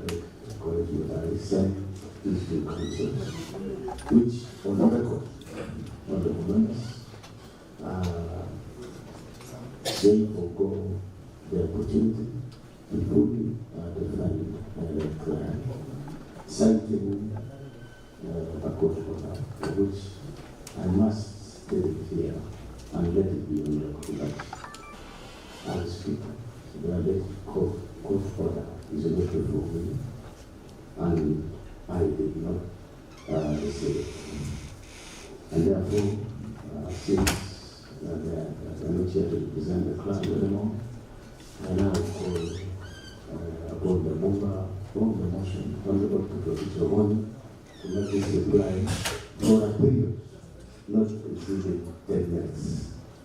Thank you, Mr. Speaker. Mr. Speaker, I want to thank the members who contributed to this motion. Mr. Speaker, it's been overwhelming. Had it not been for time, each and every member present here today would have contributed to the motion. Mr. Speaker, members have deliberated on the issue extensively. Mr. Speaker, standing order number 74, 4, Mr. Speaker, states that upon the expiry of the 7 days notice, Mr. Speaker, this motion was properly before the House. The Governor had an opportunity, pursuant to Article 50 of the Constitution, to defend himself here today. Because, Mr. Speaker, he disguised the whole thing using a court process. And I'm happy, Mr. Speaker, because the members here have stated you cannot injunct a process that has already started.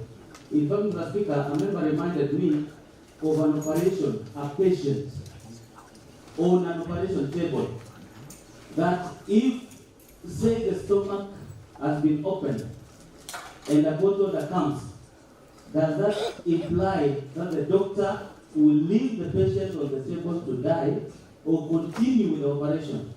Mr. Speaker, this House, having started the motion on the impeachment of the Governor, could not be stopped by any court of law. And by any chance, Mr. Speaker, we gave a notice 7 days ago. The Governor had an opportunity to use every other means if he wanted to be heard. Mr. Speaker, the Governor is as guilty as charged. Mr. Speaker, I want to point out two issues. One, even the court order that was obtained by Joseph Kogo, Josiah Kogo. You know, Josiah proved before court that the land belonged to him. The Governor disregarded the order and continues to use the land belonging to somebody else as a dump site. In fact, by the court itself, ruling on the matter proves that the Governor violated Chapter 6 of the Constitution. Mr. Speaker, the case of Alice Bett being nominated to replace Gideon Mutai as a county attorney. Mr. Speaker, again, the courts, in fact, adjudged the governor. And that means the governor is guilty and he ought not to be holding office as we speak. Mr. Speaker, why would you go to court to obtain an order to stop this house, stating rightfully that you violated Chapter 6 of the Constitution? Mr. Speaker, this governor, after this, and I want to beseech the members, when the voting comes, let us vote to impeach this governor. He has no place in this county. Mr. Speaker, I want to give you 3 issues. Number 1, Article 1 of the Constitution, the sovereign power it belongs to the people of Kenya. And the same power is exercised both ways. 1, directly by the people, or indirectly by the people elected to represent those people. Mr. Speaker, we sat as a house, given the mandate by the people, to ensure their issues are heard and determined. Mr. Speaker, any member who absconded this session today should be, called to order. Such individuals, wherever they are coming from, ought not to be holding those offices. Because 1, they had an opportunity to argue their case before this house. But unfortunately, they stayed away. Mr. Speaker, Article 2 of the Constitution, the supremacy of this Constitution, it binds everyone, all the state officers and state organs. Mr. Speaker, the governor is bound by the same Constitution. Unfortunately, he has gone an extra mile and disobeyed the same Constitution. Mr. Speaker, this governor should, stand impeached. And lastly, Mr. Speaker, Article 3 of the Constitution, the defense of this Constitution. We have that opportunity to defend the Constitution. That is the guiding principle in this country, Mr. Speaker. Now, where we have a governor who's violated every single article of the Constitution, he shouldn't be allowed to continue governing this country.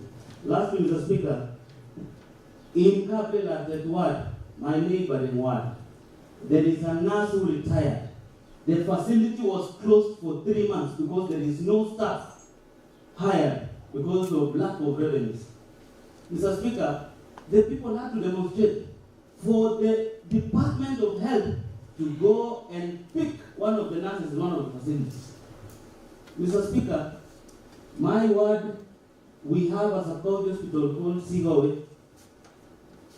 I went there one night, and there is a nurse who covered both the outpatient department and the inpatient. That is the wards. Mr. Speaker, these staffs are overwhelmed. Go to district hospital here. People complain for lack of service delivery because we do not have the personnel. And the personnel is hired by the county if we had revenues. This governor, Mr. Speaker, ensured that all the money is meant for this county is stolen, for us not to get the service that people ought to get. As we speak, Mr. Speaker, I have a facility in my ward called Coensis Dispensary. I know a facility in Soliat ward which is ready for commissioning, but there is no staff. In the Boy ward, we have the same facility, but without the staff. Anytime we go to to those places, people keep on asking, why has the facility not been opened? And our answer is because we do not have staff. Raya do not understand who is supposed to get them that staff to run the facility. Mr. Speaker, this governor failed this county. This governor, when he came on board, he majored on non-issues and minored on serious issues. Mr. Speaker, I want to implore this House, let us impeach this governor. He has to get out of this county for us to have this county back on track. For us to have the ECD teachers hired, this governor must go. For us to have our facilities, having the requisite number of personnel to run those facilities, this governor has to go.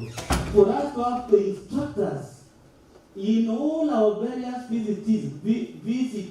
VTCs, getting that proper remuneration, Dr. Mutai has to go. Mr. Speaker, I thank you for the opportunity. And I implore the members, when the voting time comes, let us vote to impeach Dr. Mutai. Thank you, Mr. Speaker. All right, thank you, Professor One, for replying the special motion. And honorable members, pass one now to the provisions of standing order number 64-2. I shall arise to put a question,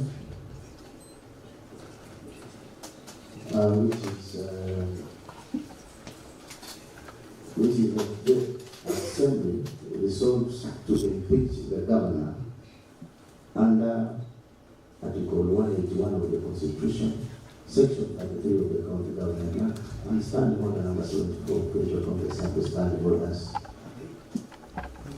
All the grounds as moved in the special motion by Honorable Kiprotich Logon, citing A, gross violation of the Constitution and other laws, B, abuse of office, and 3, gross misconduct as tabled before this House.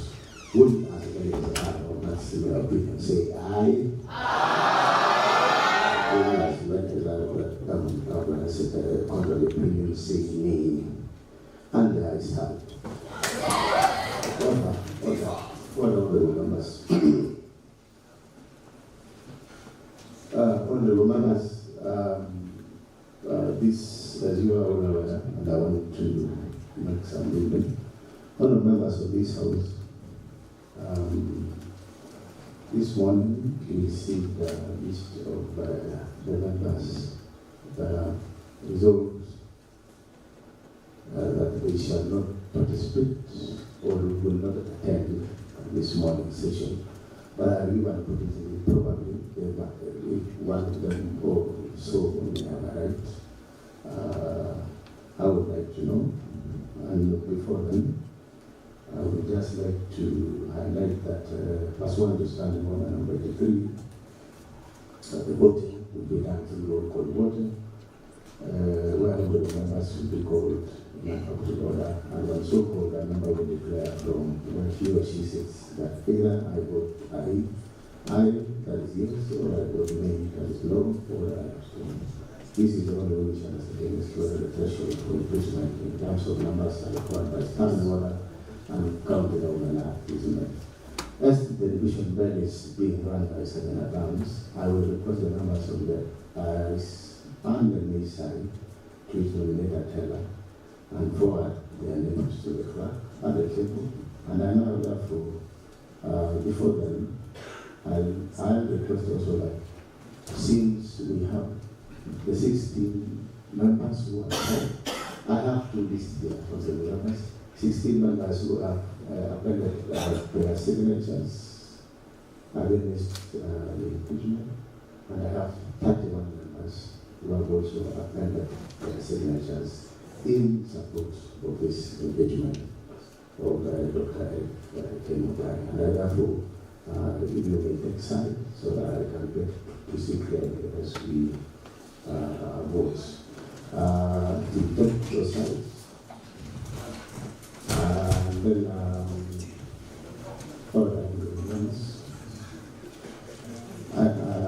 as the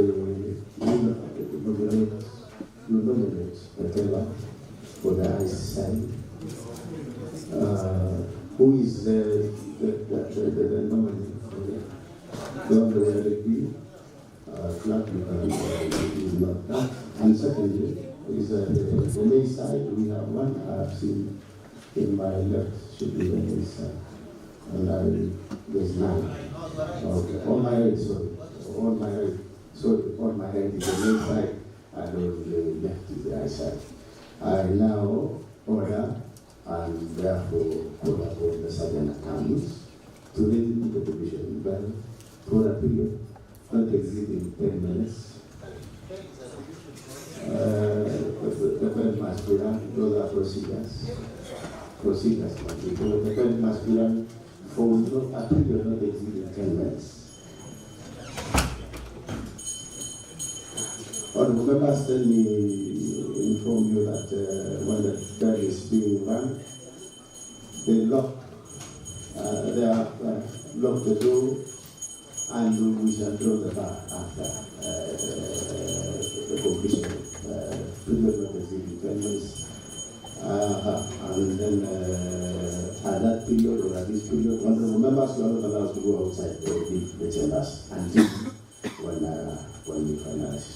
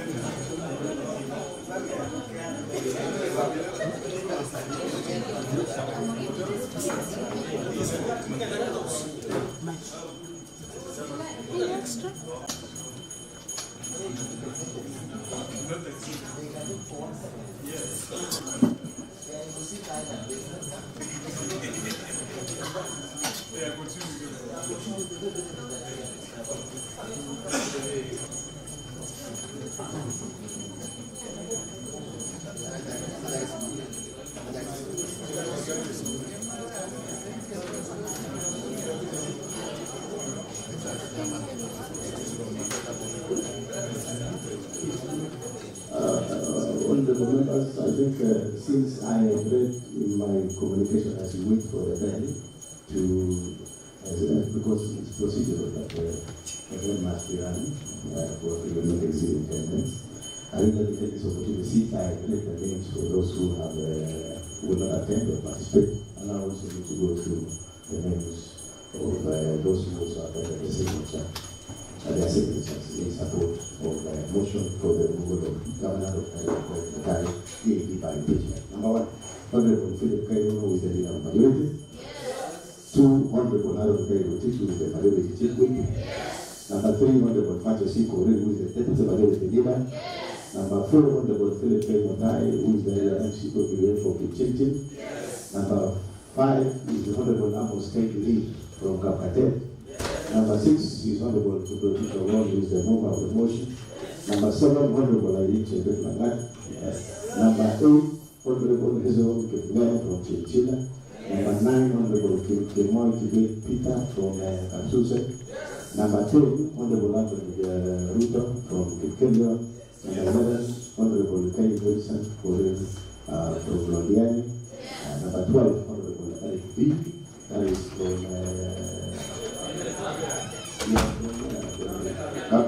yes. And then number 13, Honorable Petrus Chepkemoy from Ainamui. Number 14, Honorable Chester Jamena from Bureti. Number 15, Honorable Victor B from Kapsaus. Number 16, Honorable Sibley Sister Mark from Ainamui. Number 17, Honorable Francis Taylor from Jeboine. And number 18, the Honorable Derek Maritin from Tepseon. 19, the Honorable Gladys Seabed from Sierra Leone. Number 2 is the Honorable Richard Lanak, that is from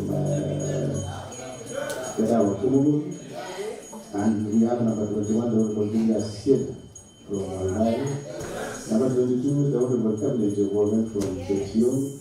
Number 23, the Honorable Moses Roti from the Dano Sorget. Number 24, the Honorable Vincent United Scare from Chinchilla. And is the Honorable John.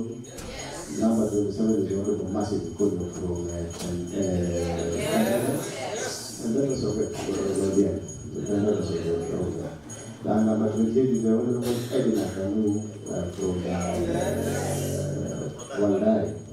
And 29 is the Honorable Monica Chelana from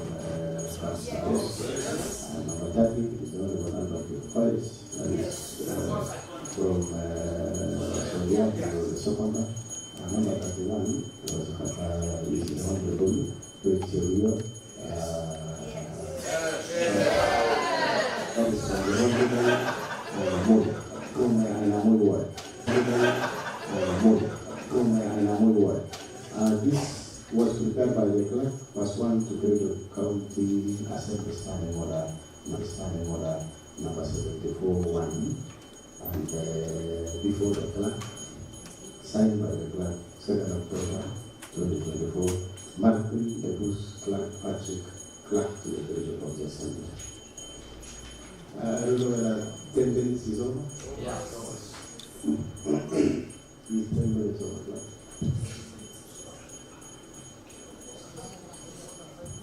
The process sign, luckily we haven't gone to the process sign. All right, honorable members, then we proceed. I want to believe you have already closed the door and locked the door. You close the door and lock the door. You close the door and lock the door. Confirm? So, honorable members, you have received the name of Honorable Eric B, that is the MCA for Kapila, who has been nominated by this side, representing the ICE side. Unfortunately, I haven't received any name from the this side. And therefore, I ask the Honorable Eric B to come forward and take your seat at the side of the dispatch table, which should be on my left or my left. Is that right? Because ordinarily the right side should be on the other side.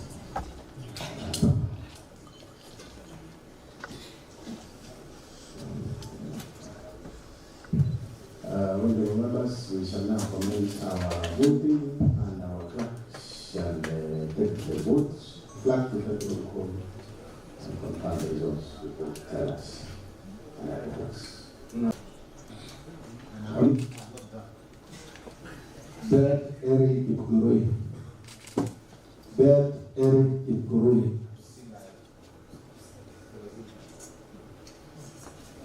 Bert Gladys Jesam.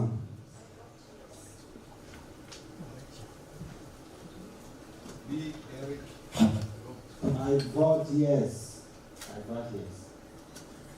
B. Ibdo. I vote yes. Yes. I vote yes.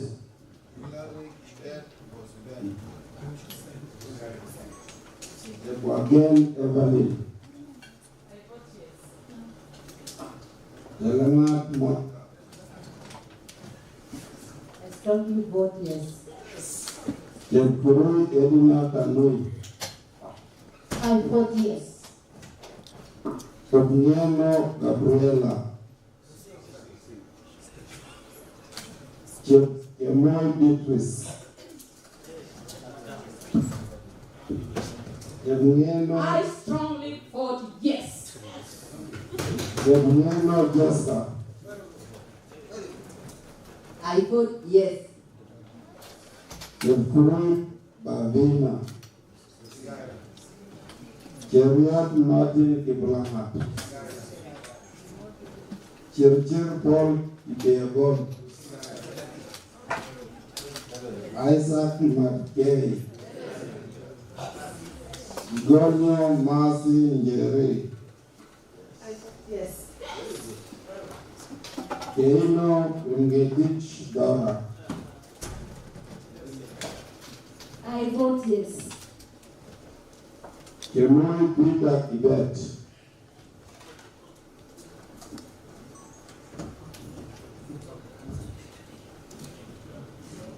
I vote yes. The poet Albert. I vote yes.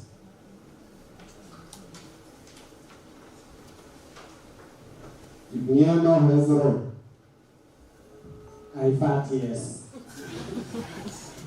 Ibniano Kiroi. Kiroi Vincent Ibniano. Kiroi Vincent Ibniano. Colonel Francis Jacques. On behalf of the good women of Kericho County, I vote yes. Colonel Vincent Ipuroi. On behalf of the people of Rondiani, I vote yes. Ibrotich Rogon. On behalf of the great people of Zigawe, I vote yes. Colonel Matthew Ipuroi. Osgay Kimgetich Vincent. on behalf of Kericho County Youth, I plead yes. Oscar Simon. Langat Jepoet Winnie. Langat Irene Tebet.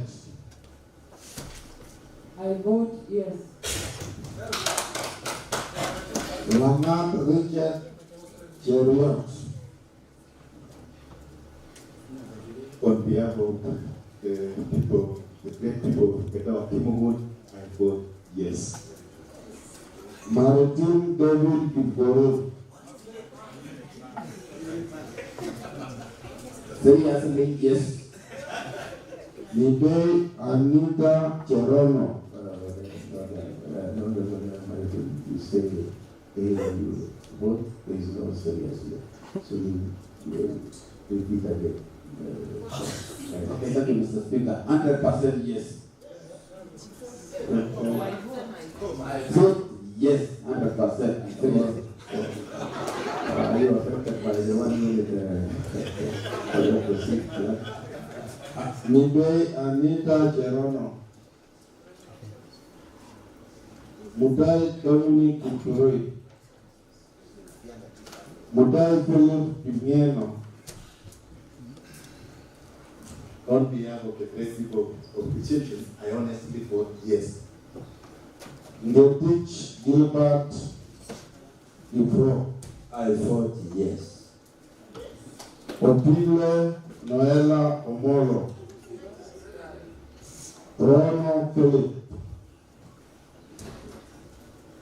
On behalf of the people of Kamasha, I vote yes. Rotich Moses Cheriot. That's like, oh, yeah, that's okay. See. Rotich Aaron Igemoy. Rotich Aaron Igemoy. On behalf of good people of Seretut, the Project One, I vote big yes. Rotich Moses Cheriot. On behalf of the good people of Nadena Socket, I vote yes. Rob Naman Kipsgay. Ruto Anton. I vote yes. Ciele Julius Victoret. I vote yes. Selma Lily Chepkemoi. On behalf of the Kericho Women Special Markets, I vote yes. Terence Francis Kiblangat. I vote yes.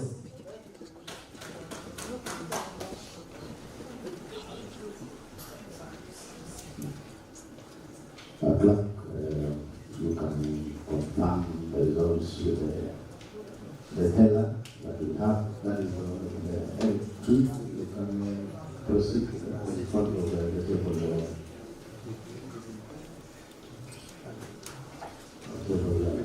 Clerks. Yes, clerk.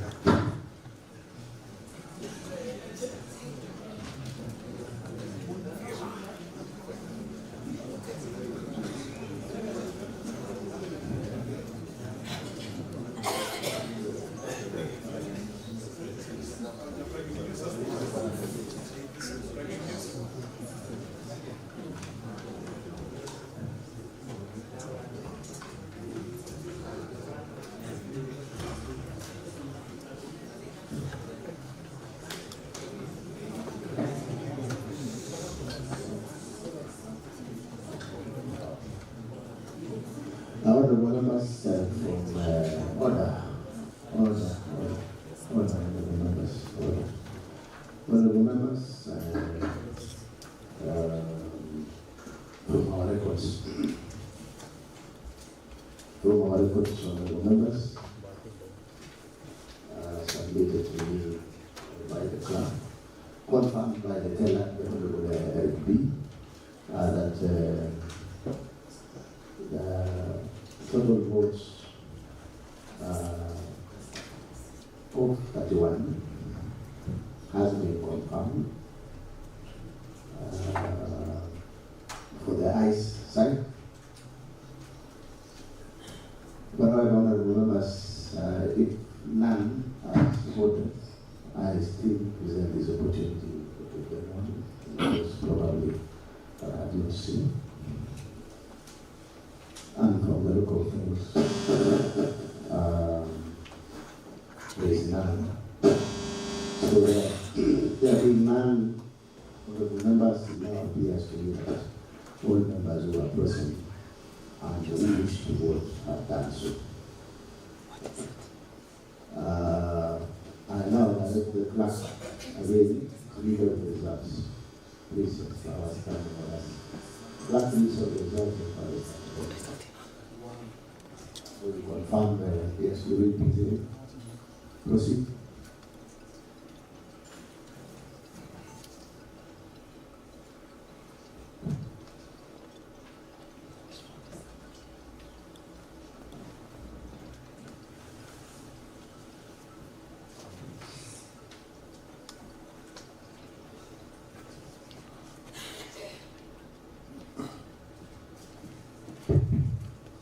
One voted yes. That is the for the motion.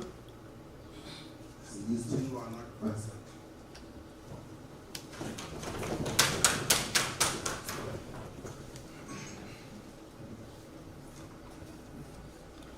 Members, now before I declare the result, I want to address the question that has been raised by the legal counsel to the Senate of the government, as well as also the honorable members who have contributed to the floor of the House. Honorable members, this being a question that has a threshold of a resolution of 2/3 of the members to pass, and considering that the 2/3 of the members of this House is 31.33, that is 31.33, I have deliberately struggled to understand the implications of the decimal points 33, knowing very well no human being is to be treated incomplete. I have allowed myself to be guided by the decision of Honorable Justice Malani in the case of Michael Justin Kaduna versus County Assembly of Tana River and 4 others. That was Constitutional Petition 006 of 2021, which was filed in 2022, KEELRC 1605, KLR. Dated 29 July of 2022, in which the Honorable Judge, when confronted with a similar question in a similar scenario, held as follows. In effect, the ad hoc Senate Committee, unquote, in effect, the ad hoc Senate Committee must comprise of at least a third of the total membership of the first respondent for it to be compliant with the first respondent's SOS. The parties are unanimous. The first respondent had, at the time of the matters, giving rise to the course of action in this case, a total of 23 members of the County Assembly. It is also common ground that mathematically, a third of this membership is about 7.6, that is 7.6 persons. And as a matter of person cannot be fragmented into a fraction, the logical thing will be to round off the decimal 6 to the nearest number. I still go. In terms of matters rounding off, the standard practice is that when there is need to round off, one rounds off to the nearest number. In this case, the nearest number to 7.6 is 8 and not 7. The threshold issue with regards to the County Assembly quorum was also determined by the Nairobi County Assembly through its communication dated 6 September 2017 from the clerk of the County Assembly while conducting an election of the Honorable Speaker, who further determined that the quorum of the County Assembly is 41, that is a third members out of 122 of the County Assembly. The 2/3 threshold then was determined to be 81, at least 2/3 for the Speaker to have been duly elected. Honorable members, based on the foregoing, I give the direction that the 2/3 of the membership of this House required to pass the motion for impeachment of His Excellency the Governor is 31 members. My position is further by the fact that we have customarily and by practice since the inception of county evolution taken 1/3 of the members of this assembly house to be 16, meaning the balance of the members being 2/3 is equivalent to 31. Honorable members of this house,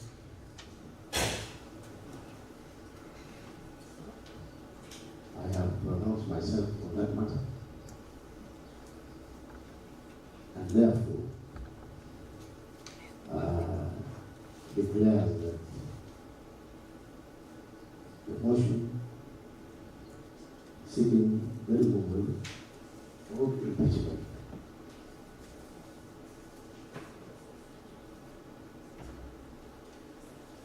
from office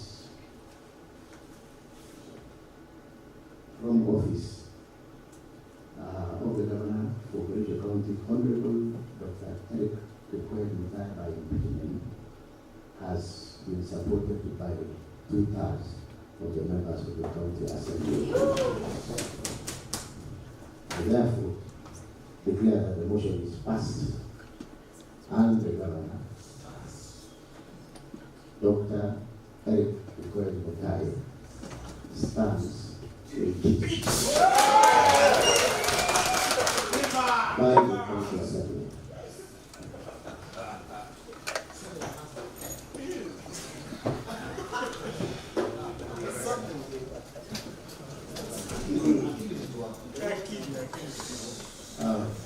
What are the members? We have come to conclusion over our special motion in regards to removal of office from of the Governor for Kericho County, Honorable Dr. by impeachment, and therefore being there no other order of business, this House stands adjourned and this afternoon at 2:30 p.m.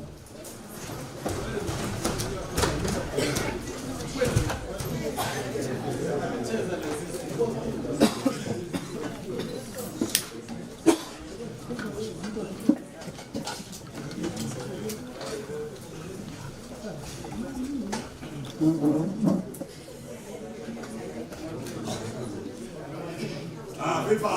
Viva! Strong!